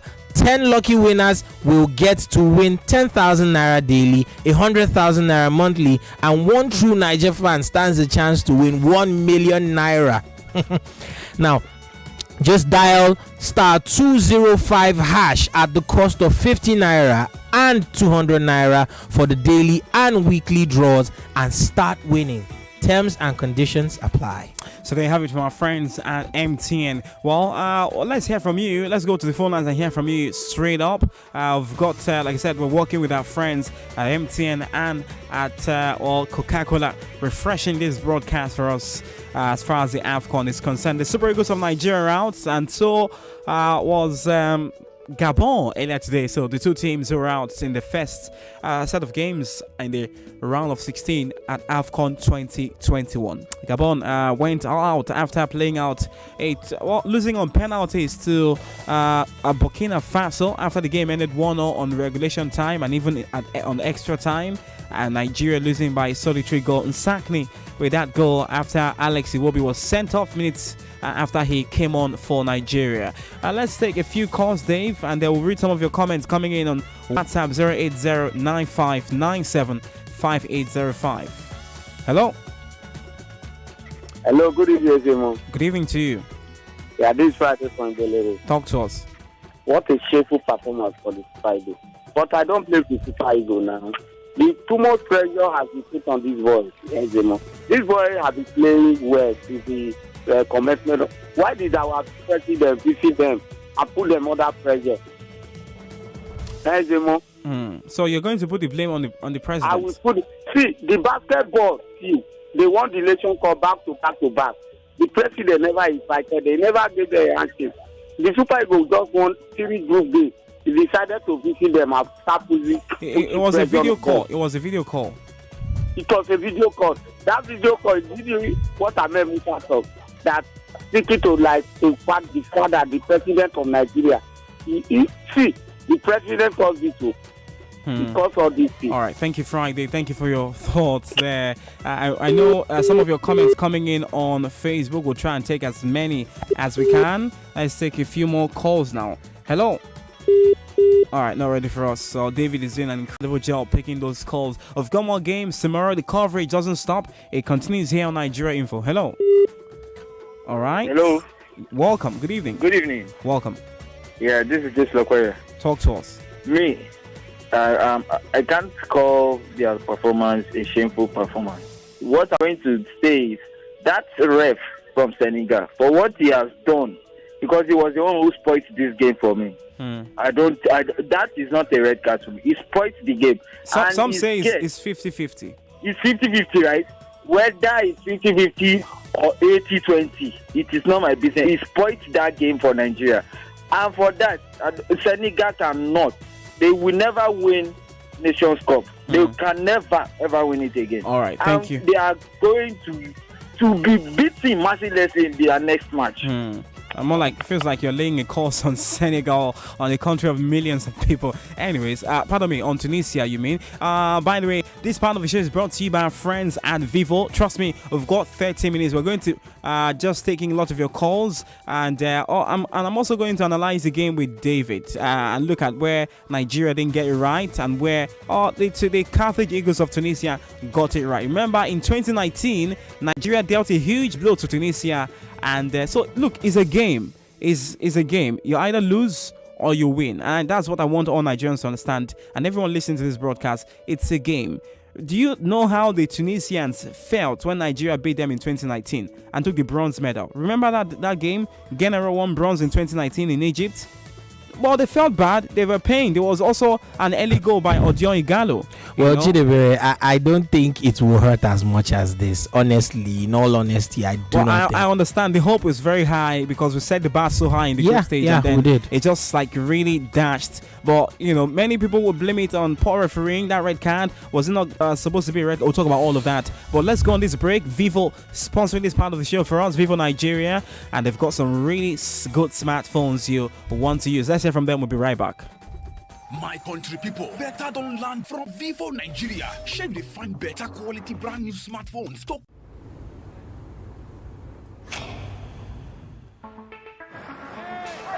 Looking from your window above, it's like a story of love. Can you hear me? All I needed was the little day.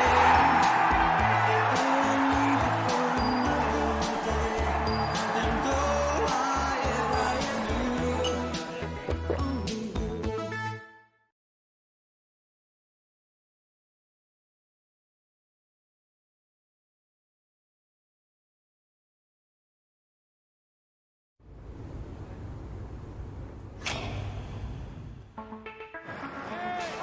Looking from your window above, it's like a story of love.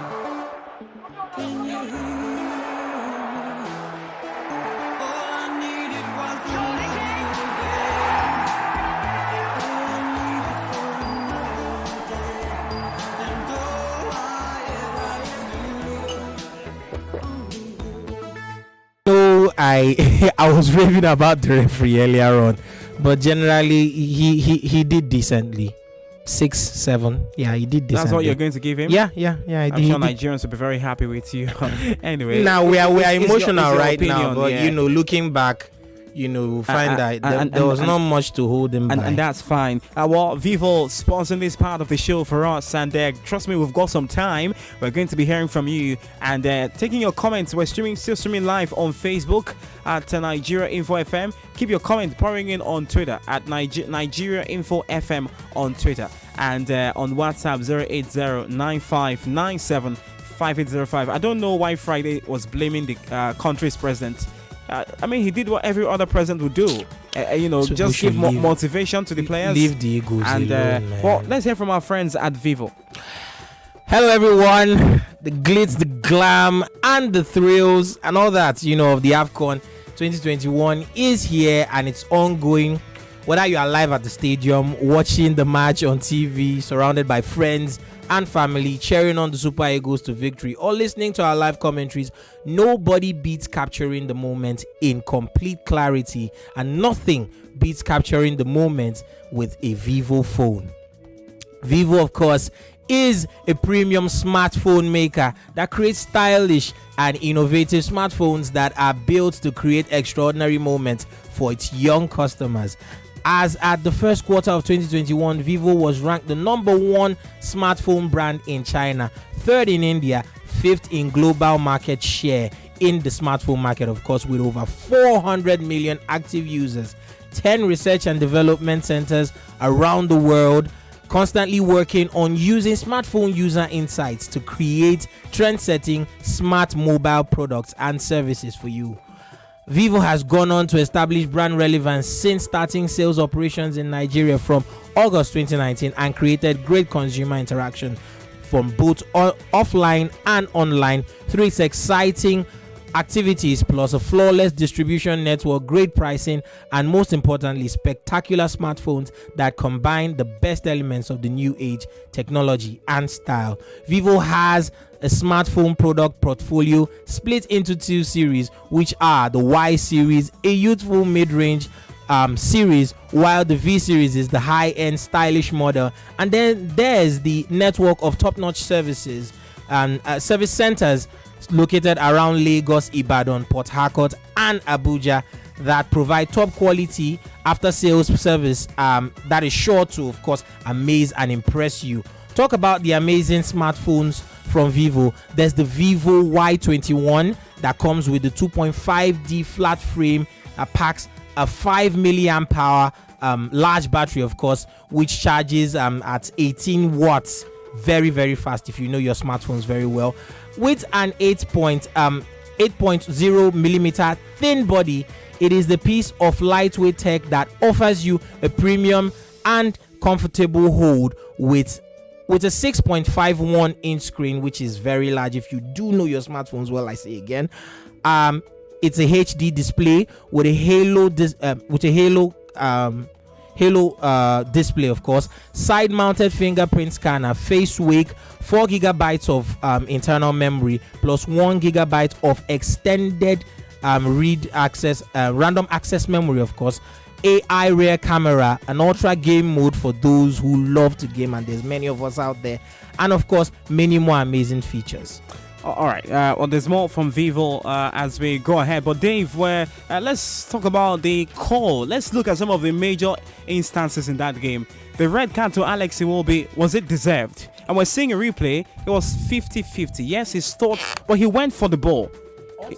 It shows. I mean, the replay shows Iwobi went for the ball, and yeah, it's true. Iwobi went for the ball, but I believe the rules categorize that as, of course, dangerous play. So I believe, but for a big game like this, a yellow card would have been fair. A yellow card, not to spoil the game. You don't want to, as a referee, you don't want to put yourself on the headlines. So you want to give a caution and say, okay, I know it's a high tempo game. Take a caution. Well. Yes, because that's what experience there's the option do. to do that. There's the option to do that. But if you look at that tackle again, it was dangerous. We can agree it was dangerous. And in the context of that, the referee decided, you know what, I'm going to interpret this the way I see fit, and it's a red card. I don't think I'll fault him for that, because if you were a referee, what would you in that moment? What would you have given? I'd probably have given a red card too. Of Of course, it was inadvertent. Refereeing is beyond just following the book. You have to go outside the book too. You have to understand the moment. You have to. There's so many things there. You have to understand. I disagree, Chidebere. I'm not saying don't follow the book. All I'm saying the book is all you have. Do by the book. But we've seen referees also referee with experience. And that's what I'm saying. It was a big game. It was 50-50. A yellow card, no one would have shouted. A red card, well, it would have just really if we are being fair, on the balance of it, you can see why he gave the red card. The rules are clear, and he decided to interpret it the way he saw fit. I do not think that the Eagles covered themselves in glory, and honestly, we have only ourselves to blame. I mean, the goal came from lack of awareness by our goalkeeper. Yeah, let's stick with the yellow card, the red card. So the thing there is, we can go on and on about how the referee should have considered that it was a big game, but I don't see anywhere in the rule book where it says if it's a big game you have to tamper justice with mercy. The guy did what he saw fit at the time, and I can't honestly blame him for that. There have been many questionable calls in this African Nations Cup. this year, but I do not think this is one of them. All right, I'm seeing some of your thoughts coming in. The moment I had Mr. President call the Super Eagles, I knew, come on, it wasn't about that. It was about what you did on match day. I think Nigeria is not actually a team, rather a gathering of talented supporters. All right, I'm not going to take this one, but thank you for your message. All right, let's see some more messages. An East African or South African referee would have been suitable for the match. Dele from Lekki. Thank you, Dele. Sorry to say this. Okay, Nigeria as a gun will not feel joy as long as. All right, thank you. Well, just going all political. The referee cost us the game, says a man whose number ends with 6666. Thank you. That's scary. Good evening, family and the gang. Please, call on that guy that predicted the tournament earlier. The Super Eagles, okay. John, AK from Lekki. All right, John. I just want to get your thoughts on what you make of the red card. What do you guys make of the red card? Many people would say, "Oh, the referee was harsh," but what do you genuinely make of the red card? If you are to share your thoughts on WhatsApp 080-9597-5805. The referee for the Nigerian-Tunisia match spoiled everything from the start to the end of the match. The referee. I have nothing to say. The Nigerian squad and the interim manager tried. It's to prepare for their third match.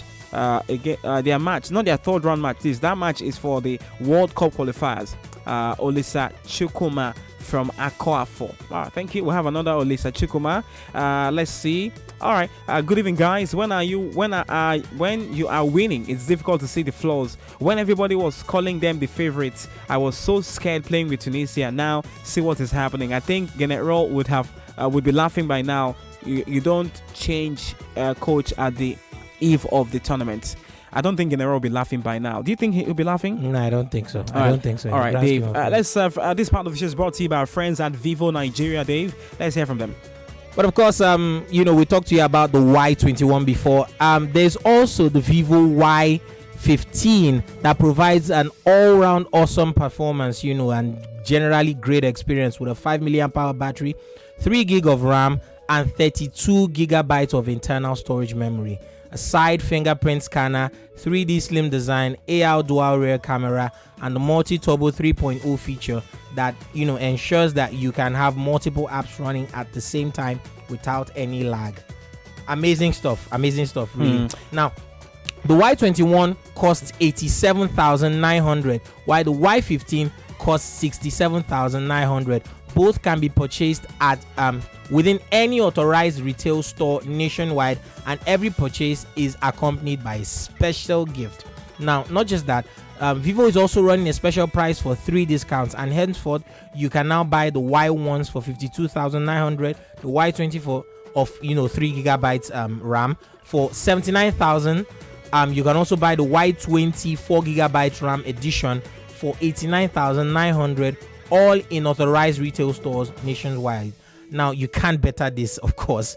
You really can't better this deal. Take advantage of these deals. Buy a Vivo smartphone today and capture extraordinary moments with friends and family. To find out more about this discount and more, connect with Vivo Nigeria on social media handles at Vivo Mobile Nigeria on Facebook, Vivo_Nigeria on Instagram and YouTube, Vivo Nigeria Fans Club on Facebook too.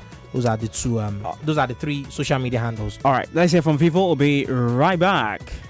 My country people, better don't land from Vivo Nigeria. Shame they find better quality brand new smartphones to capture moments perfectly. Look no further than this spectacular smartphone from Vivo Nigeria. From the Vivo Y53s, where cost 131,000 naira. The Vivo Y33s, when you fit buy for 109,000 naira. Vivo Y21, when they sell for 87,900 naira. And the all new Y15s, when they are available for 69,900 naira. The Vivo Y1s, get a discount on top and buy the Vivo Y53s, Y33s, Y21, V21 or V21 each with the Vivo camera watermark. Upload them on top social media. You go get chance to win 50,000 naira. Make you sharply take advantage. We are Vivo and we are here for you.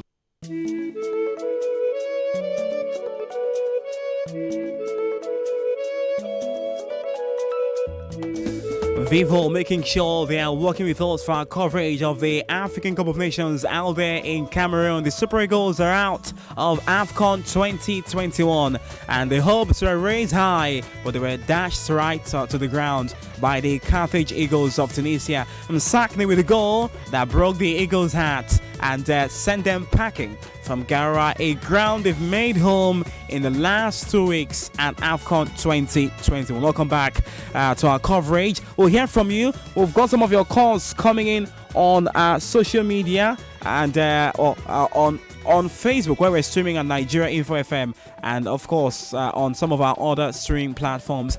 For this part of the show, we're working with a co-electricity distribution company, and they're the ones who are proudly sponsoring this part of the show for us. Let's hear from a co-electricity distribution company. When we come back from them, we'll take your calls on our coverage and we'll take your reaction. What's he made of that red card? And then we'll talk about that goal conceded by Maduka Okoye. Nigerians are not very happy. Twitter is blazing hot with that goal They'll conceded. eat him up. He's a fine boy of the Super Eagles. Stick around. It's the African Cup of Nations, and a co-electricity distribution company is powering Lagos like never before.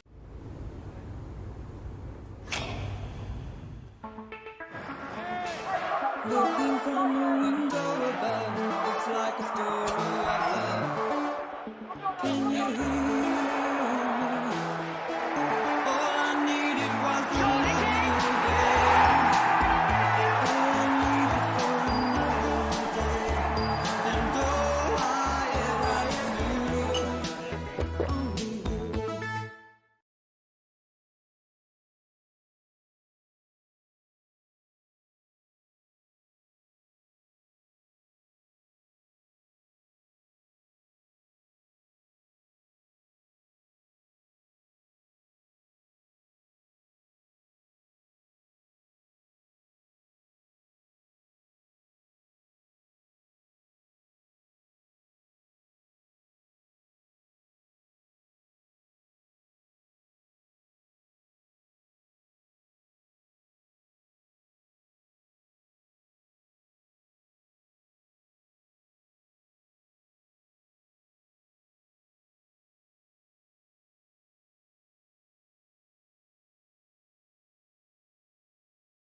Even though it's painful that it was against us, our goalkeeper, I think, is the cause of the goal. The ball was right in his front, but he failed to deal with it appropriately. The problem I have with many Nigerians is that if the Super Eagles mistakenly lost and dropped out of AFCON, those who sang praises of Iguavo would crucify him. All right. I mean, Nigerians can do that. Thank you. Fans generally can do that. So it's not something that is unique to Nigerians. David Olua Tomisi, I see you on Facebook where we're streaming on. This defeat, Pemio is not the ref, but is Okoye. He wasn't ready early enough for the second half. He was caught in his play. Well, we've kind of missed exceptional goalkeepers. I mean, back in the day when we used to have a Vincent Inyama who was in charge of the goalkeeper, you knew it was a big tournament. Every second was important. You had to be ready. So who do we blame for this defeat? Or do we really have to blame anyone? Or just take it by the cheek and be bold about it?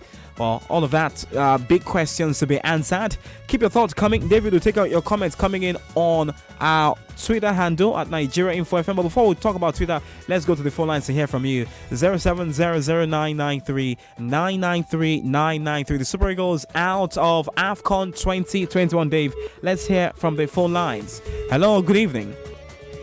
Hello? Anyone home? Hello, good evening, Shidebere. Good evening to you. Talk to us. Yeah, the evening was what I greet you, sir. Yeah, I greet you too. Yeah. Stay on the line. Let's try and hear from Augustine Iguavo, the head coach of the Super Eagles. Mistakes are there to be made. We made one mistake. Unfortunately, we got punished for it. But even with the fact that we tried to push even when we got the red card, which for my opinion, it wasn't red, but the referee has a better say. He saw it on the VAR and decided. So it was much more harder. But however, we could still stay in the game, but congratulations to Tunisia. The boys gave their best, but it wasn't just to be. Many felt your style and of course everything you've done so far in this competition was very predictable. Do you think it was easy for Tunisia to neutralize you easily? No, it wasn't. It wasn't at all. I mean, Yes, we have a squad that starts the game, and then we try to bring in a couple of players to make different substitutions. Then you can't just change the style of play in the middle of the tournament. That's impossible. All right, that was well. I hope you were able to get that. That was live from Guerrera, the head coach of the Super Eagles, speaking there after that game. Let's go back to the phone lines and hear from you. Hello, anyone home? David, doing an incredible job, just messing up the phone lines. Well, just adding some colors to it. Hello. Hello. Good evening to you. Welcome. My name is Mr. Samson. Talk to us. Yes, I blame the referee and the goalkeeper for that our defeat. Okay. Yes. So those are the people you blame. All right. Well, Yes. can we not blame anybody really? David, can we not blame anybody? Can we just take it by the chin? Yeah, we should. That should be the actual reaction. All right. So so let's talk about that goal conceded by Maduka Okoye, David. You know, he put a baby hand to that ball, right? that was just weak. It was not a strong-handed save at all, and he just and since the beginning of the tournament, a lot of people have been saying that he just doesn't look like a safe pair of hands in the tournament, and he showed that in the first game. He had one or two easy saves he could have made, but he showed that his concentration was off, his handling was poor. And honestly, he has been the weak link. He has to be said. In spite of his good looks, he has been the weak link. Oh, all right. Well, this part of the show is brought to you by our friends at Eco Electricity Distribution Company, powering convenience this AFCON and beyond. You can access any of EKEDC's services from the comfort of your home via their website, www.ekedp.com. So it's www.ekedp.com. You can now order for new meter, pay electricity bills, make complaints, as well as reports and track faults in your area with ease. For more information and regular updates, you can follow Eco Electricity Distribution Company on socials at Eco Electricity on Facebook and at EKEDPNG on Instagram. They're also on Twitter. Eco Electricity Distribution Company is powering Lagosians and, of course, the Nigerian team, the Super Eagles, and, of course, powering convenience at the African Cup of Nations now and beyond. Let's go back to the phone lines and take more calls. Hello. Hello. Anyone home? Hello. Good evening. There's them myself. Good evening to you. My name is Dechos and I'm calling from Alaska. All right. Talk to us. My own contribution to this is that, do you know one problem we Nigerians have is that it is always very easy to bamboozle us. It is always very easy, to make us believe that whatever glitters is a gold. Can you hear me? Yeah, I can hear you. Go on, please. Okay. So, what Gavon did was a pure inexperience on his side. I discovered two things from this Tunisian side. Number one is that they marshaled out the game to cut off Simon. And the Gabon didn't see that. They decided to cut the guy off from the game. They know that was our source of power. And they did it accurately. Secondly, what happened to our midfield in the first half? I think in the first half they tried to go from the flank, and then, like you said, Moses Simon was well marked. It was two man on him every time he had the ball. And what I expected immediately the second half started, of course, was to go centrally, and the manager tried to do, and it backfired. Well, yeah, with Alex Iwobi coming on. Deciding to go from the flank backfired, because when you discovered that when we started making use of the midfield in the second half, we now started making attempts. We came back to the game, understand? But just the first half was totally, we were off the game. Now I want to make one request, please. Can you grant me this request? What if we can? We can't grant all requests. Okay. Please, it's just a simple request. Please, there is a corner from Surele. They do by name. Please, I want him to tender an unreserved apology to Adeze Michael. Is what you're saying related to like the match today? Yes. So Adeze Michael gave her candid opinion on Eguavon yesterday when he was on the show with Tony. What is it? All right. Look, let's not drag it. I'm sure your point has been gotten home. Please, I'm sure when Ezedum calls, he would now decide if he's going to tender his apologies to Daisy Michael. All right. Well, probably sponsored by our friends at EKEDC, Eco Electricity Distribution Company, powering Nigerians, Lagosians, and convenience for this African Cup of Nations and beyond. Hello. All right. Not ready for us. Let's take the female line. Dave, from the bottom. Let's go for the female line. Hello. Good evening. Good evening, please. You're calling the female line. Please, Dave, you can drop that call and take from the bottom. All right. Thank you. Hello. Good evening. Anyone home? Hello. Welcome. Hello. Good evening to you. Good evening. Talk to us. Congratulations to Tunisia. Okay. That's the first. Now, I'm not going to say Austin Iguavo did wrong or he did bad. This is a game. Anybody can lose. Yeah, it is. We should actually have that mindset. You can have two good teams who then lose. I mean, good teams lose finals, right? Yeah. And to me, Super Eagles have tried. Because just where we are praying they should win, so also their opponents are praying their own team should win. They have tried. It's just for us to go back home, sit down, think, and any of our lapses will fix where we are lacking or fill in any gap. Austin has tried, and so also is the team. All right. It's up to them, and God will give them more strength. All right. And thank you, Nigeria Info, for the update. All right, the coverage here on Nigerian. Thank you. Well, the coverage doesn't stop. It keeps on and on and on. Let's hear from our friends at EKDC, Eco Electricity Distribution Company, who are powering this part of the shows live for us and powering convenience for Lagosians at the African Cup of Nations. Stick around. It's the African Cup of Nations, and Eco Electricity Distribution Company is powering Lagos like never before. We're improving the quality of life of all our customers across Lagos now and beyond. At EKEDC, your convenience and satisfaction is top in our hearts. Access any of our services from the comfort of your home via our newly improved website, that is www.ekedp.com.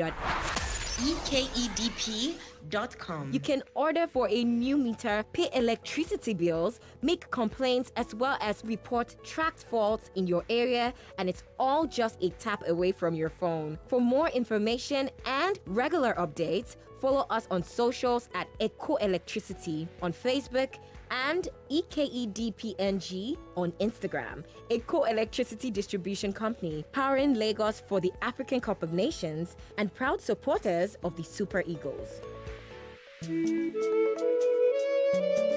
Our friends at EKEDC, Eco Electricity Distribution Company, powering this broadcast for us and our coverage out there for the African Cup of Nations. Welcome back to the show. Well, we are bringing every bit of the action for you. The coverage doesn't stop. It continues tomorrow with some more games coming. We've got about 2 games tomorrow as far as our coverage here of the African Cup of Nations continues on Nigeria Info. And Dave, what next now? Should Eguavon still get the job? What's your opinion? No, he wasn't down to get the job before. It was always a temporary role. We could just focus on the World Cup qualifiers coming up in March. You win some, you lose some.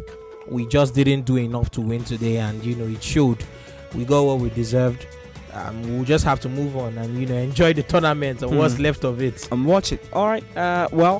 Some more of your thoughts on our Facebook stream. I blame the. All right. I can't take that. Bagudu Zakariu, I see you. Let's see a few more of your thoughts so we don't miss out those who are also sending on Facebook. Hello, my people. Please. Okay. This one is not for us. All right. People are not very happy. People are not very happy with the defeat for the Super Eagles, very emotional, as expected. On WhatsApp, good evening, guys. We underrated the Tunisians. Did we, David? Yeah, we sort of did. I have wow. to say we sort of did. All you know, right. there was this talk around them having COVID and missing a lot of important players. A lot of people didn't think Wabi Kazri will play today. You know, but he did get to play. He played the last few minutes and helped them waste time. So, all right, let's take a few calls, and then before we say our byes, as EKEDC are powering this part of the show for us. Hello. Not ready for us. Let's try some of the other lines.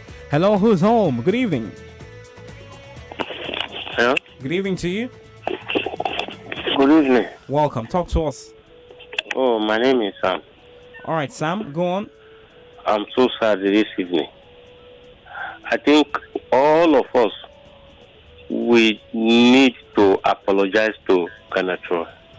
Even if we play bad and it take us to the third position, it's better than we play very good and out in the second round. It's so bad. You rather play bad and take bronze than play. And look, when the General got Nigeria bronze in 2019, it wasn't like we didn't play bad. We had a very We didn't good play bad. team. We had a very good team. But people say that it's to play negative football. And there's some. I want to hear some of. I don't want to call names. I called names now. Even some in the other radio, top radio, and all that. Look, it's okay. It's okay that I don't know. So what you're saying now is Nigerians have not been fair to Gennett Raw. They have not been fair to him. He tried very well. Okay. He met all our demands. And you're saying that for God's sake, we are still owing him. Okay. All right. We are still owing him. Thank you. The Nigerians should apologize to that man. Well, people have their different opinions, and I understand. Thank you for your thoughts. Okay. All right, thank you. Well, we're done with the calls. I will be just finding our way out of the studios, but I know that we're going to keep having this conversation in the coming days. Nigeria are out of AFCON 2021, but look, I don't think because we're out, we should now say, oh, Gennett Raw. I still think Igoma is a better coach than Gennett Raw. I think so too. I generally think so. Regardless of this defeat. So. Yeah. And look, you can go out in the round of 16 and then come back in the next tournament. There's AFCON next year.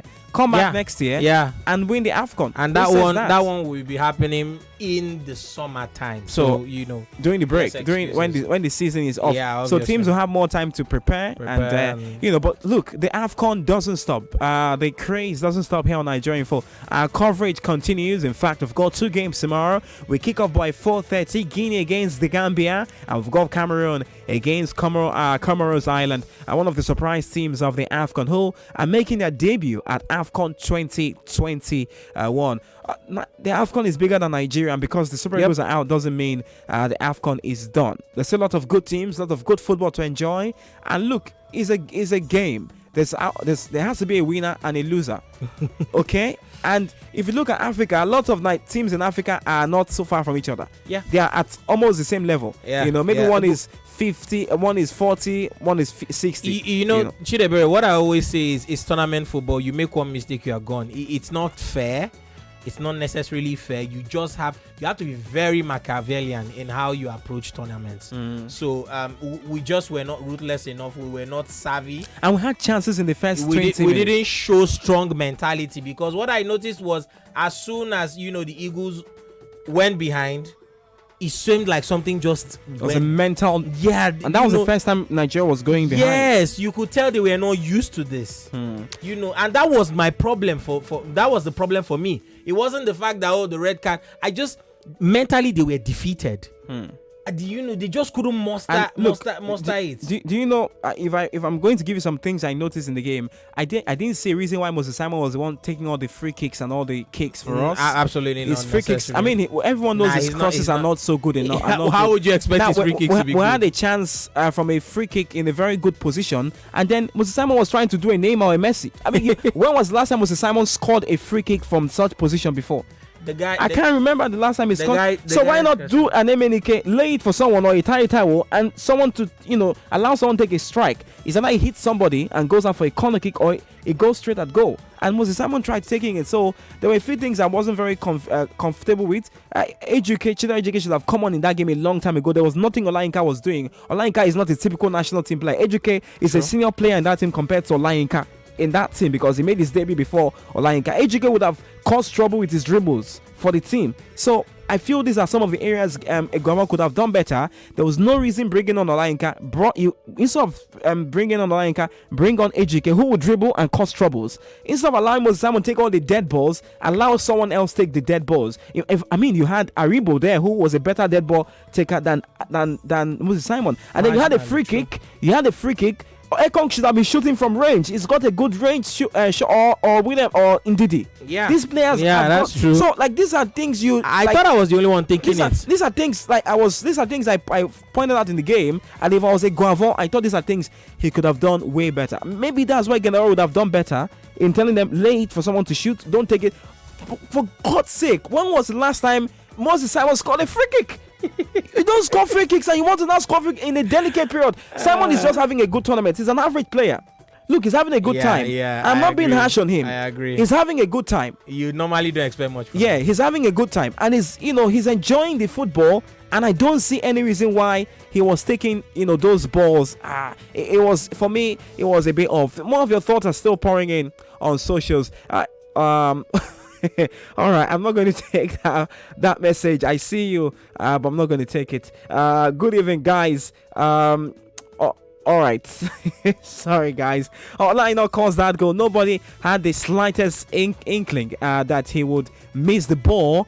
And even though he was unmarked. All right, thank you. Well, we'll continue all of this convos tomorrow. We're back with Sports Drive. The hardest working man in sport, Tim and the Azim of Sport, will be back on your radio tomorrow morning by 7 a.m. Very bright and early with all the latest and, all of the action from the weekend. David, thank you for stopping by. Thank you, Chidebere. We're back tomorrow with Sports Drive. Find me on socials at Azimov Sports. If you have a coaching job for me, contact me. I think I've got a good eye. The Super Eagles are out, but our AFCON coverage continues here on Nigerian for lots of fun still to be had. Lots of great football on the continent. Stick around.